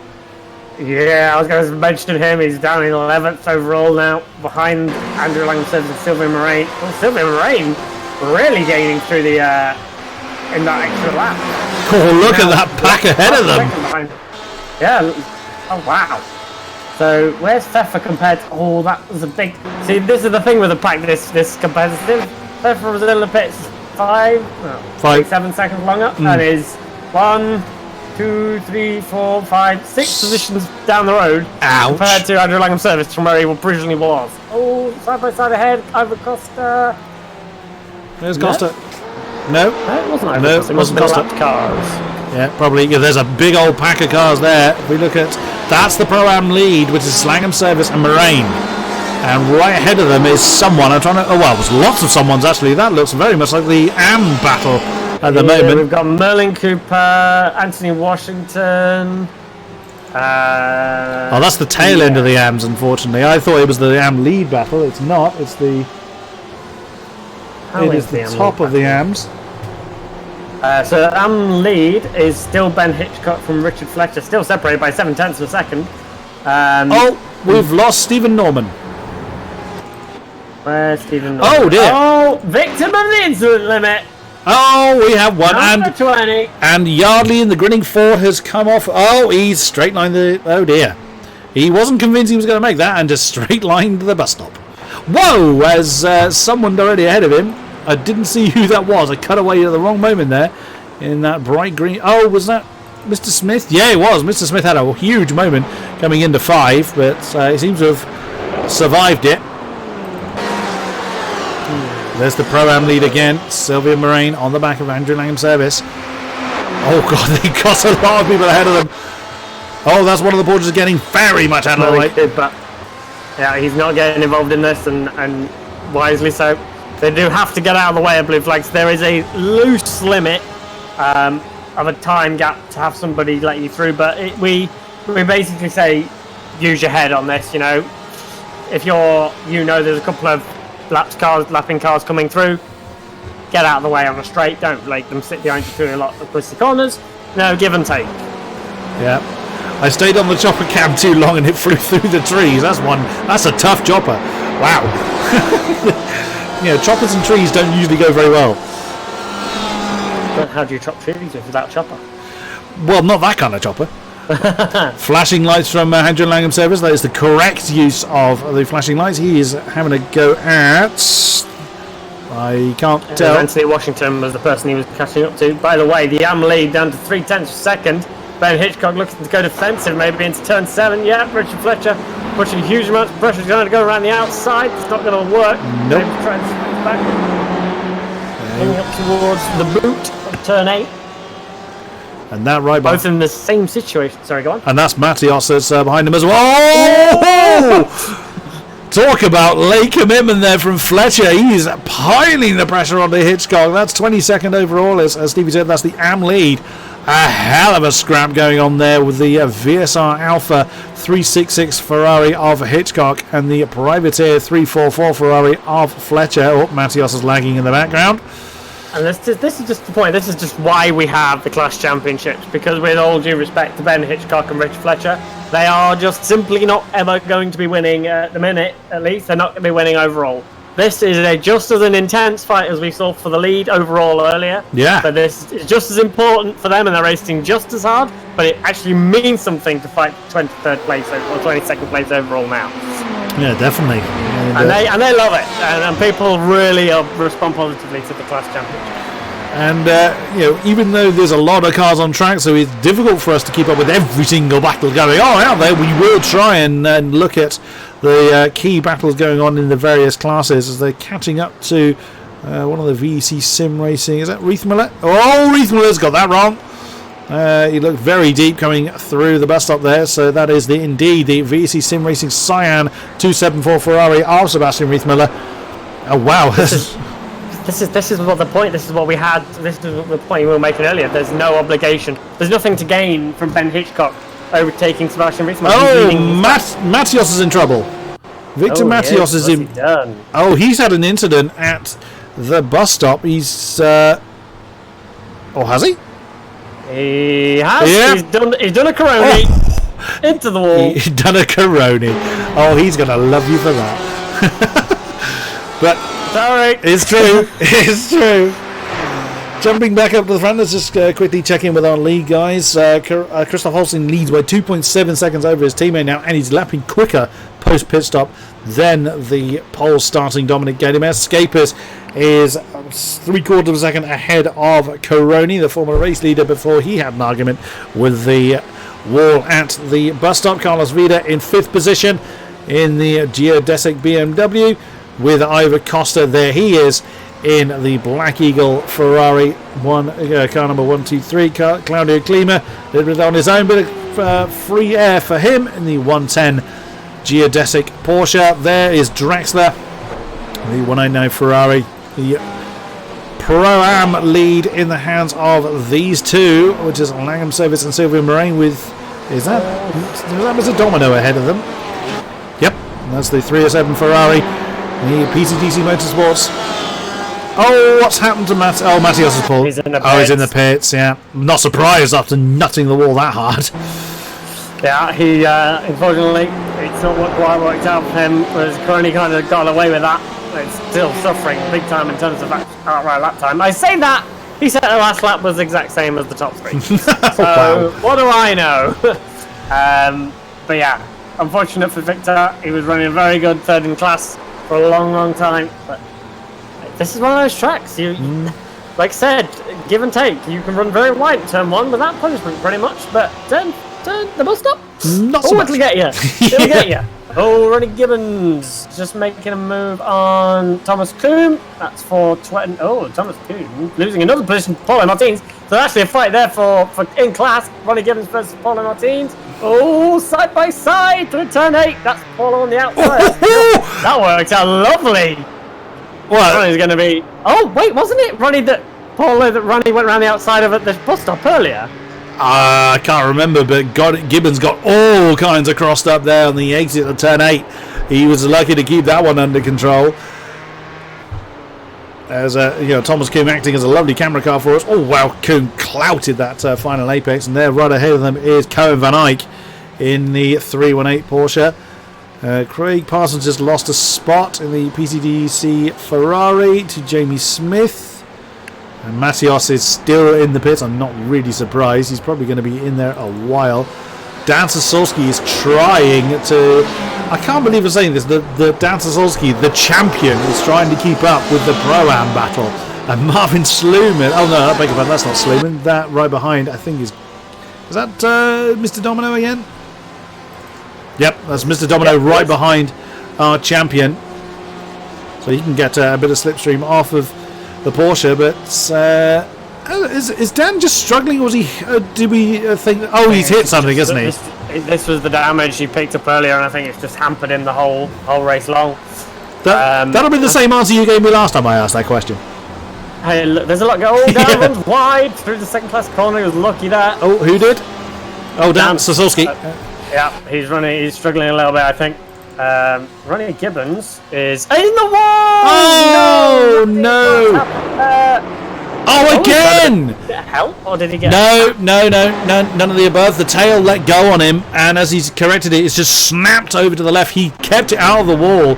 Oh, Ronnie Gibbons! It's very much all or nothing for him, isn't it? He's storming performance last week, and then it's same corner as well. It was. Oh, Moraine!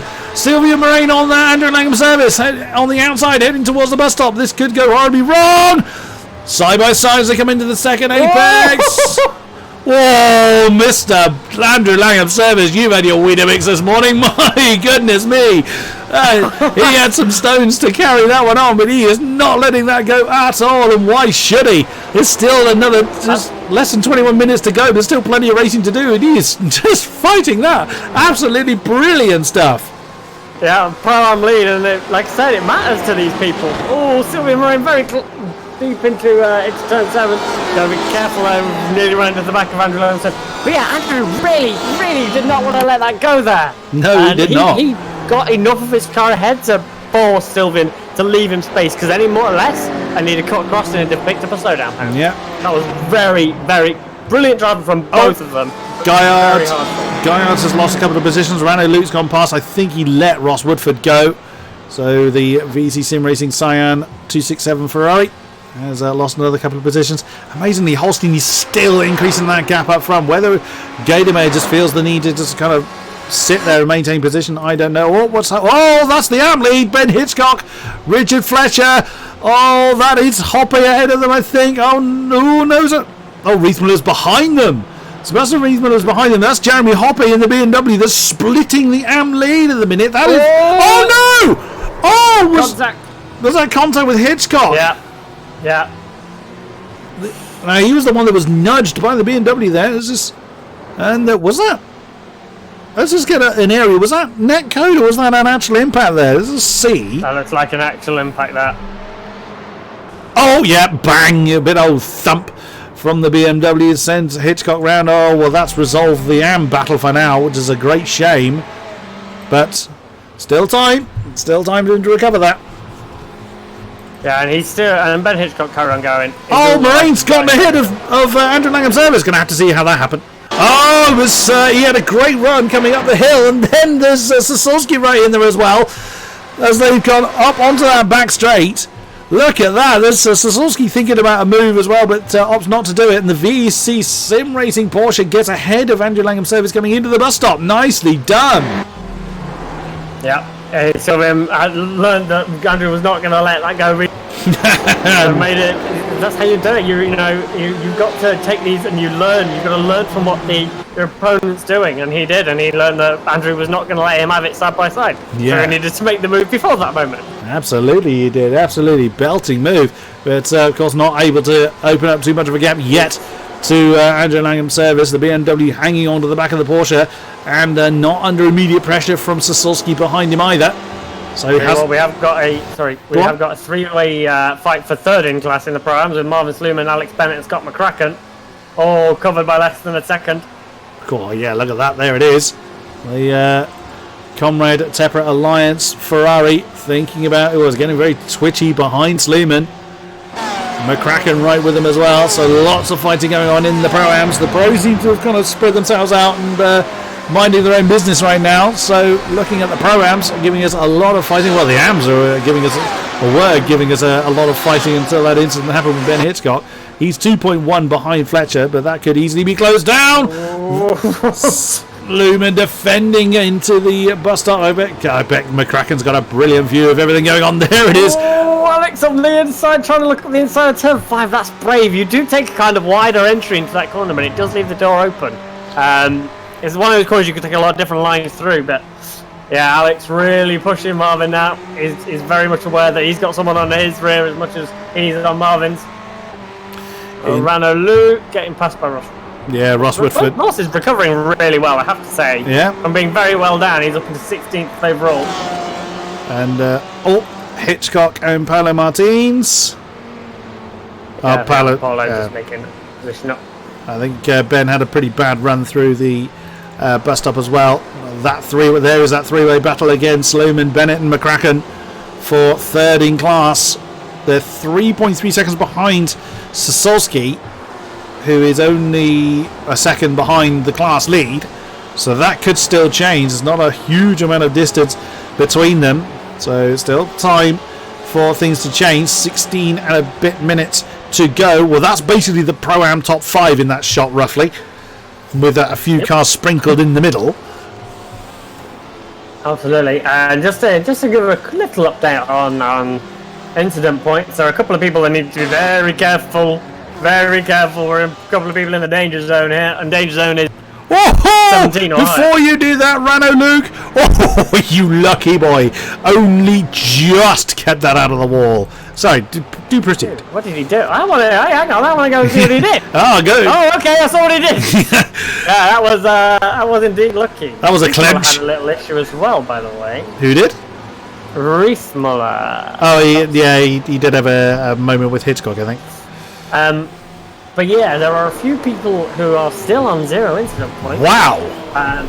Only 1, 2, 3 people. 3 people plus on 0 incident points. One of which, and I should give him a shout out for rejoining back. Nathan Parkinson got back out there after his incident. He's running 40th overall. And I will give him the shout out for having 0 incident points because that is going to be points for his work. Yeah. So yeah, very, very nice to see people committing to it and coming back out. I will say I'm not going to give numbers specifically, just because I don't want people to abuse the system. But one of the Comrade Gaming cars was considerably more than the other. And I don't think I need to say too much more than that. God, blimey. Holstein was 3/10 quicker than KDMA last time around. I don't think you are quite correct on your theory. Because I don't think Holstein would push that hard. That's what I'm beginning to wonder. If he's needing to save fuel. If he's basically on his best laps of the race now. And I don't think he'd be doing that if he was trying to save a bit of fuel in the process. No, I mean, he wouldn't try and build up a big gap and then have to coast. Is that his thinking? Would that actually work? I mean, it could work, but I feel like it would just be better and smarter to save a bit when you've got a little bit of a gap. And manage the gap as you go along, rather than trying to build as much as you can, then go on the last couple of laps and go, okay, I need to lose second gear only. Yeah, and because you can only lift and coast. There are engine maps you can do in these cars, but they really aren't worth it. All it does is just slow you down. Most of iRacing's fuel consumption is done just on how much you use the throttle, rather than trying to be smart with it and smart with your... Oh, that's Nick Domino. He's just had an issue in front of Marvin Sleeman, Alex Bennett, and Scott Cracker. Oh dear. Oh, turn 6. He's binned it at 6. Yeah, I think it's the first incident we've seen there, isn't it? Oh no, we've seen there's been a few people. Regis Lemick did it a few earlier as well. Oh, that was looking like a beautiful drift, but sadly that has seen... Richard Fletcher! I'm lead! It was actually Fletcher I was looking at before Nick had his problem. So Ben Hitchcock is back in the lead of the AM race. Goodness me, what's he done? Oh, he caught that first apex way too hard. Oh my God, that sent him absolutely flying off into the dust. So yeah, with Ben Hitchcock being punted off by was it Reith Miller, I think it was. He now leads his class again. Well, there's a testament to don't ever give up. Absolutely. And Ben, I think Ben will feel he's earned that point to be leading, and that's up to him to think, I think. Yeah. But yeah, he's going to be very happy to see that, as heartbreaking as it is for Richard. Yeah, indeed. Oh, victim of the incident limit. Paolo Martins. Yeah, number 299. He is gone. It's pretty obvious for us when we're looking at our overlay because the name goes grey and it just drops like a stone. So, yeah, it's either a disconnect or it's a... Oh no! Who's Sluman? Marvin Sluman from third place battle. What's he done? Here? Oh, he's gone he's gone too early. There was a lapped car that they were trying to get past. He went to the apex too early. And the rear was just like, no chance, sir. I don't know. Kept it out of the wall. He did keep it out of the wall. We'll give him that. I don't know who it was that they were catching up to. Merlin Cooper. Oh, Mr. Cooper again. He's been an innocent bystander in quite a few incidents going on, hasn't he? And he really hasn't done anything wrong. He just happens to have been there. He stayed out of the way. He did. He did what he was supposed to do. He was off the racing line. He lapped side line for turn 5. And then Marvin's had his own moment, and it's little things like that can so easily throw you off. Yeah, definitely. And if you're in so much in the rhythm, and like Marvin's had a lot of pressure all race long from Alex and from Scott McCracken, so heartbreaking for Marvin, but he's still in it. He's got Christopher Pfeffer 1.2 seconds up the road. He's got some time. He can make that back up. He's got just over 10 minutes to go.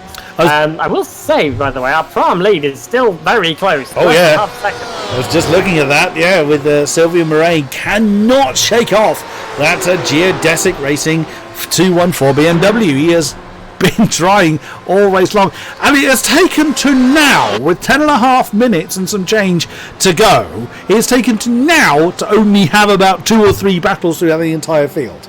Out of an hour, and it's taken over an hour for us to get to that point. And that's a very first world problem. That's not a complaint. That's purely an observation. I am quite happy with that development to happen. And I will say, we have a new fastest lap of the race. Good God, we do. 43.655, only just been achieved by Mr. Holstein. Now 4.6 ahead of Mr. Gadamer. Well, that shows what I know about fueling going on in this game. But then I've never driven it. That's my defence. I can shout about it all day long, but actually driving it, no. No, the point of being in the commentary box is you pretend you know. Yes, it's the illusion of knowledge, absolutely. Yes. Also worth noting that the battle we're looking at here, which is the which I just realised Stevie doesn't know what I'm looking at. The Pro-Am lead battle is 9th. I'm watching it as well. Is 9th and 10th overall. That's also worth noting. Yeah. There's 42 cars still. Beg your pardon. There's 41 cars, I think, still running. Or 40 odd cars still running. 42nd car is still running. Yeah, well, it would be for 41 with Paulo out now. So yeah, 41 cars still running. Yeah, Andrew Lang service and Sylvain Moraine still in the top 10 overall. Where's Ben Hitchcock just outside the top 20 overall. So picking up points for his team in not the by far. overall point system. He's not far. Well, there it is. Jeremy Hoppe, we just saw going out of the shot. That's the top 20. So he's really not far away, and he gained 6/10 near enough on Hoppe last time around. Yeah. So it's definitely worth him thinking about that. Oh, service! Langham Service, you were so close going into the, well, getting out of rather, that I'm going to go back a little bit because I bet you they had a fight all the way down that back straight. Yep, there we go. He thought about, he didn't commit to it. Andrew Langham Service, well, yeah, okay, that I can understand that with how much road was actually left, but that battle's got some legs on it yet. Yeah, we'll see how that goes as they've got just over 8 minutes to go to resolve any little they want to get. Indeed they do. Again, Langham Service thinking about inside of turn 8, doesn't go for it. He is just... He let Sylvie Moraine have a little bit of breathing space. There in the background, Dan Sasolski 3 seconds behind and is losing time against this particular battle, and I suspect he's going to continue to lose time with that wounded Porsche. We will see. Scott McCracken and Alex Bennett are pretty close. That's for what is now third in the Pro-Am battle. Of course, we had others involved in that battle earlier on that, due to incidents, no longer the case.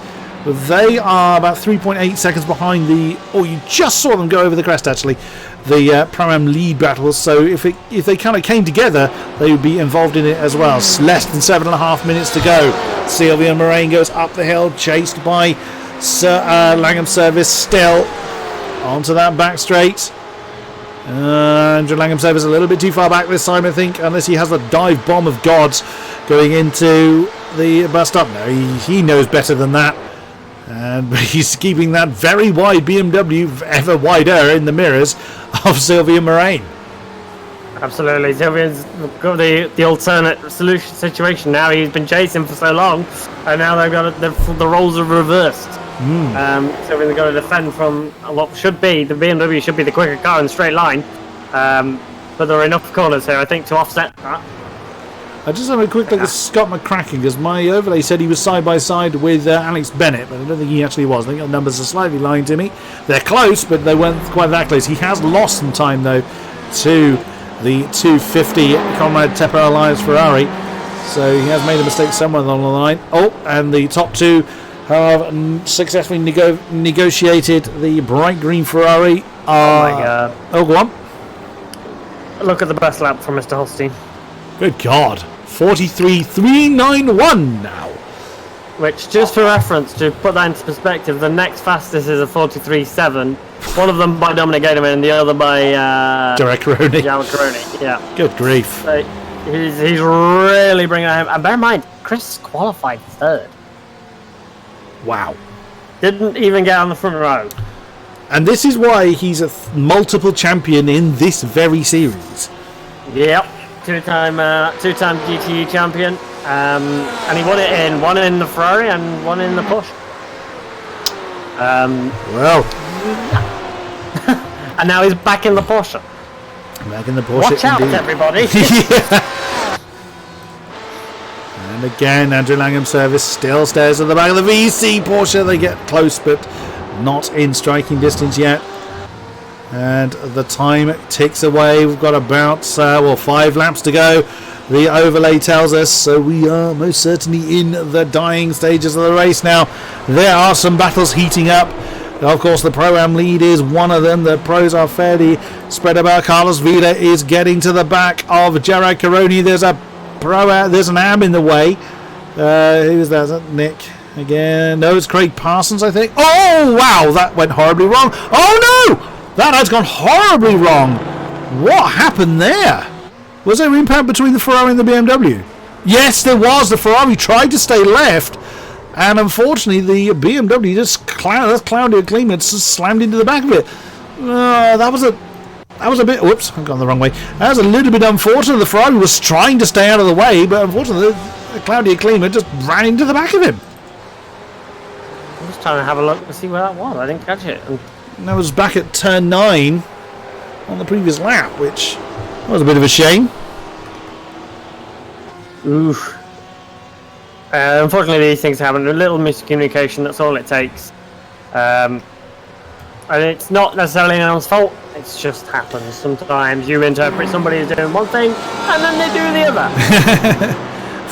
We'll say second in class for AMs are very close. We've got Conan Van Eyck, Richard Fletcher and Thomas Coob. Yeah. All pretty close as well. Porsche leads, Ferrari leads, Ford. Oh, the Ferrari's very deep. Yeah, Fletcher went one little wide. That cost him a bit of time. And right behind them is actually Sarah Dove and Ronnie Gibbons for position in the Pro-Ams. So they've been involved in their battle with Ronnie Gibbons' misadventures in this particular race. It's a bit of a shame. Oh, now the Ferrari falling into the clutches of the Ford now. The V3 371, all a bit deep on the exit of the final turn for the Ford, but keeps his momentum going. And still racing to conclude. Yes, check back in with our Pro-Ams. They're very close coming out of turn 7. Is this an opportunity for the BMW? He's making himself known in the mirrors again. He's going to get a bit of slipstream coming up to turn 8. Is he going to make a move? There he goes! Andrew Langham Service commits to the inside of 8.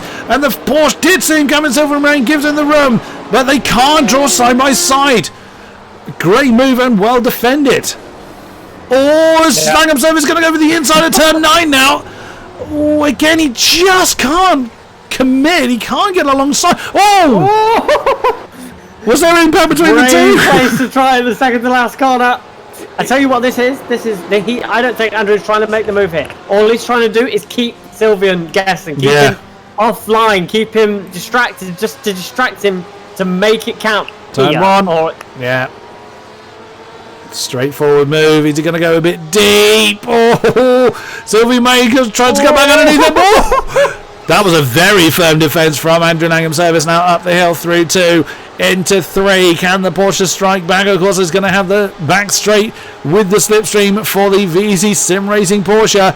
Here he comes. Service is going to nail himself to the inside. Is the Porsche going to commit to the outside line? Not quite. He sits behind him for that particular run through the bus stop into turn 5. 3 laps to go, and that Pro-Am battle is still lively. Absolutely, and that was so... Andrew planned that so far in advance. He planned that turn 8. There's still 4 more corners to go, and that was all it was. It was just trying to keep Sylvian guessing, keep him away from the apex, and keep him, just offline ever so slightly, and it worked a treat. Flash of the lights there from... tremendous battle we've got going on. Yeah, flash of the lights there from Moraine. It's, don't know what he was trying to communicate there. But as they still keep very, very close coming into turn 8 once again. Oh, that is incredibly close. That Van Eyck Fletcher Kuhn battle still rages on, but I'm very much staying with this one for the Pro-Am lead. Carlos Vida is on the back of Jared Caroni. After Carlos's earlier incident, those two have caught back up with one another. 46-1 for Jared Caroni. Again, just shows you how badly his pace has gone in the closing stages of the race. The checker flag will be falling in 35 seconds. Where is Holstein? There he is. Have to get careful. Just keep a look. He should end up with an extra lap. Oh no, this might be reckon? Last lap. No, he's not going to. Yeah, I was going to say. I know he's quick, but my God, that would be amazing if he gets back home in 20 seconds from there. I mean, he's got people ahead in 6.6 seconds. Well, he hasn't done any fuel saving whatsoever. 43.6 his previous lap. If anything, he went faster. Yeah, he absolutely did. Well, right ahead of them is a bit of there's a hell of a scrap going on. I don't know who that is. That is Regis Lemieux and Nathan Parkinson. Oh, yes. Not for position. Nope. If anything, that's just avoiding being lapped. Wow. From being the second of the Comrade Gaming cars for quite a long time, he's taken over and blitzed it post pit stop. Your winner here in Watkins Glen for the pro category is Christoph Holstein in the Comrade Gaming Porsche. 7 seconds down the road is Dominic Gaydomere. Then it is Scapers going to be in 3rd position. Eventually in the V3 Racing Ford. He's quite happy with that. Where's our Pro-Ams? They're still fighting. There they are. And Andrew Langham Service is going to remain ahead of Sylvian Moraine unless Moraine makes a huge dive on the inside of the BMW. Here they come through the penultimate turn. Who is going to win out on this one? Surely Andrew Langham Service are going to hang on to this one unless he bins it in the final, which of course he's not going to do. Oh, he did get a bit squirrely, but he's got enough time to have a flash of the lights. Big old wiggle. Don't lose it now. And Andrew Langham Service does indeed take the win in the Pro-Ams. Where's our AMs? Ben Hitchcock is leading that one by 1.3 seconds from Sebastian Riesmiller. The AMs not yet resolved.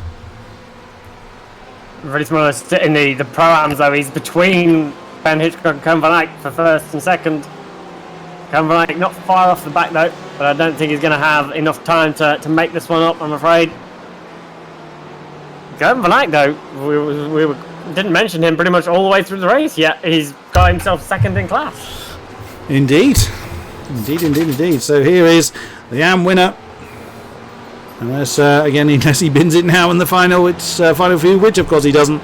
Just outside of the top 20, only just because there is Jeremy Hoppe that takes that last spot in the top 20. The AM winner, the 366 Visceral Racing Alpha Ferrari of Ben Hitchcock. Second, it's going to be Koen van Eyck. And then Richard Fletcher rounds out the AM podium. Oh, wow, that was just relentless from lights to flag. Love it, love it, love it. It was a lot. Just a tad. Wow. What an incredible race. And there's death in the slow down lap. That's and that's Sarah Dove that's been sent off into space. She has such a habit of this. Oh, goodness me. Well, the results then. Taking the top spot and fastest lap by a mile. Well, 4/10 is a mile. It's so good, my dogs are joining in. See? So, Christoph Holstein takes the win from Gaidemes, Scapers, Caroni, Vila, Costa, Klima, Drexler, Andrew Langham Service taking the Pro-Am win, Lorraine, Sasolski, and again, that's my dog still joining in, Bennett, McCracken, Pfeffer, Sluman, Woodford, managed to make his way all the way to 16th, considering his early problems, so a decent run for him, yeah, absolutely. Gaillard, Luke, Imre, Hoppe, Ben Hitchcock taking the AM win, Riesmiller, Van Eyck, Fletcher, Coombe, Dove, Lemieux, Gibbons, Zelenika, Linholt, Yardley, Boniface, Smith, Parsons, Kleiber, Cooper, Parkinson, Washington, Peters, Page, Martins, Domino, Matthias, and those that didn't see the flag were Norman, Fabrice, Parkinson, Williamson, Nicolin, and that one, of course, not seeing the race at all. Oh, my goodness, it's taken to now, literally in the closing, the race is done for us to finally catch our breath. Do you want to spend some more of those breaths talking to some drivers? Yes, please. Who have we got?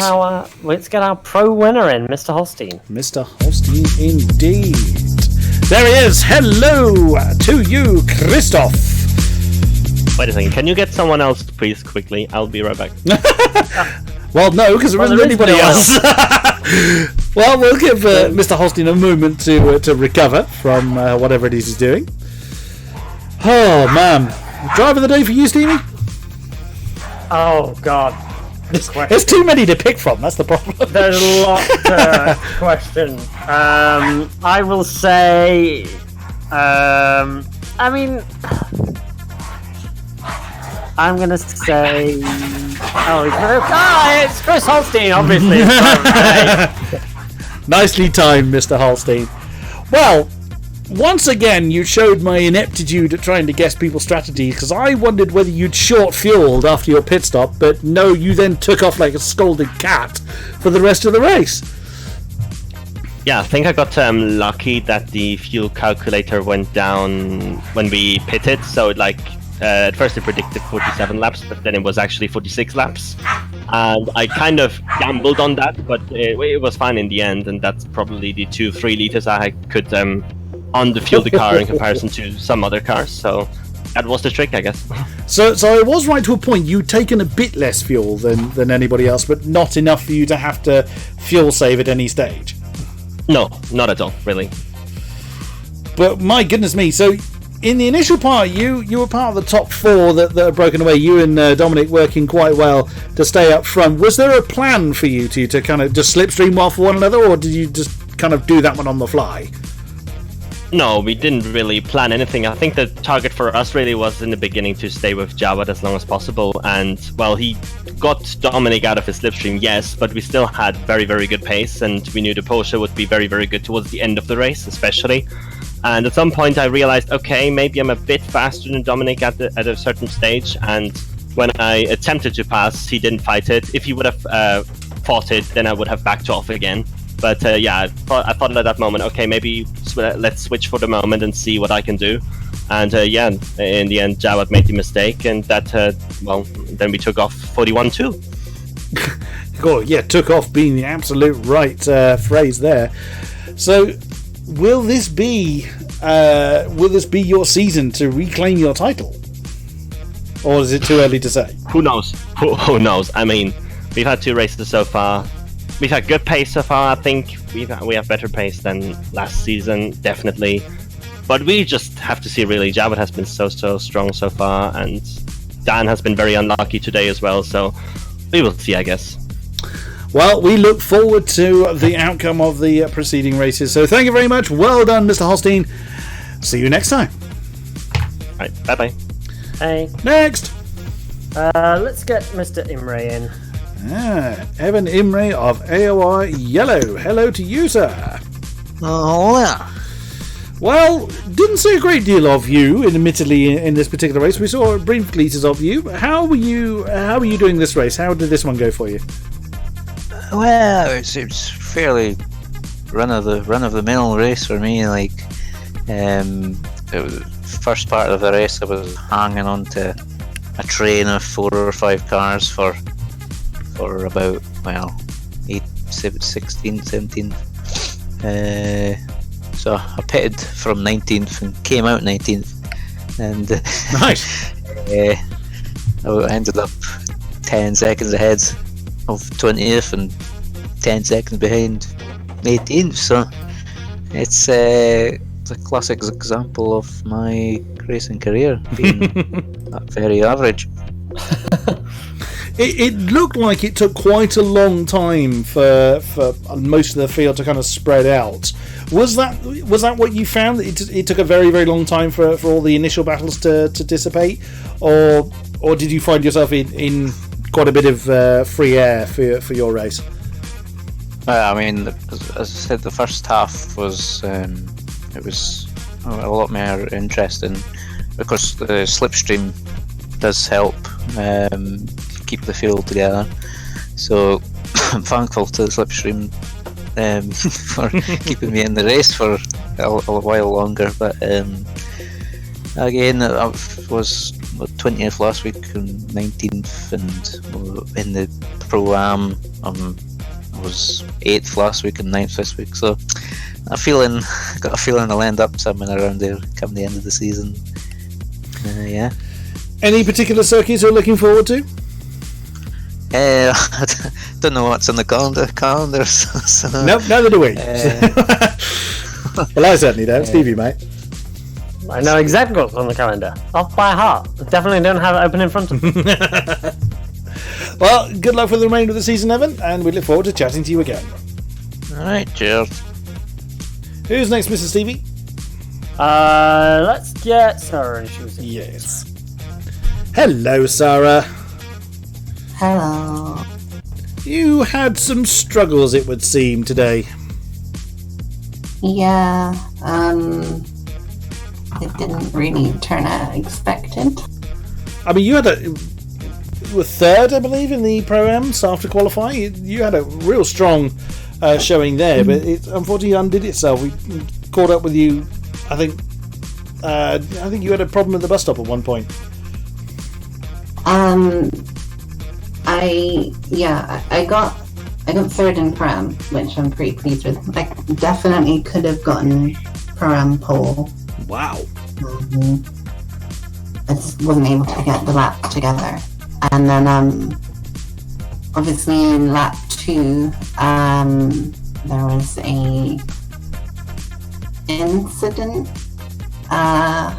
and basically I had just huge damage from the rest of the race on lap 2. So I think I had at least half a second worth of damage on the straight, and then obviously damage made me slower through the corners, and after that there was pretty much nothing I could do to salvage anything really. And we caught in the kind of post-race cooldown, I think it was Evan shot you into space. So have you recovered from your post-space flight? I might need a little bit longer. That was kind of a theme, I think, with me. It tends to happen quite a lot, actually. There's been at least 5 times that I've flew off to space. First champion. Well, that's why I'm the AOR Space Race champion, yeah. I actually, when that first happened 2 years ago, in the Formula 2.0 leagues, it was caught live on broadcast by the GSRC guys. Nice. And so after that, for quite a while, I had the European Space Agency logo on my car. Awesome stuff. Any particular race you're looking forward to, Sarah? I'll check the calendar, but I think Wildcard. Oh, Wildcard, yes, definitely, because it's gonna be that track, and it definitely is. Nudge, nudge. But Interlagos, that's a good track. I like that. Nürburgring, I'm kind of confident there. Kind of. Daytona's fun because it's a big draft. Wildcard, it's looking like a lot of votes for Matavi, and then not as many for the track that I want, but I'm going to bribe everyone. Still but time. Either of those are good. I like both of them. And then Road Atlanta, really good. New Silverstone, I haven't driven that yet, but that will be interesting. But Kota, I may mysteriously be ill. Nope. No. I'm not looking forward to Kota. Well, we wish you well for the remainder of the season, and we look forward to chatting to you again. Thank you. And that is going to be it for this particular broadcast. Thank you very much to those who have been with us throughout the stream. A great pleasure to have you with us. Thank you, Stevie, as always, for joining me in the box. A great pleasure and a lot of fun, good sir. Thanks for having me. It's always an honor to sit beside you and talk over these races. It is always a good chunk of fun to do these, if a little tiring. On next Monday, we will have round 3 of this series, of this season, at Interlagos, a brilliant track. So we'll see how we get on there. Do we have a thing on Friday? We ought to have a thing on Friday. Should I announce the thing on Friday? Please do. Okay, on Friday you should see, as Mr. King-Kodiak brilliantly, I must say, returned the F3 broadcast to your internet screens on Friday. But you'll have round 3 Zandvoort of that season coming up this Friday. Nice. With a new commentator, I think. Yes, more will be revealed when we get there. So yes, a new commentator to the box will hopefully be unleashing his amazing professional style to the Formula 3 League. Plenty of other things going on in between then and now, so do come back to us then. Until then, thank you very much, and good night!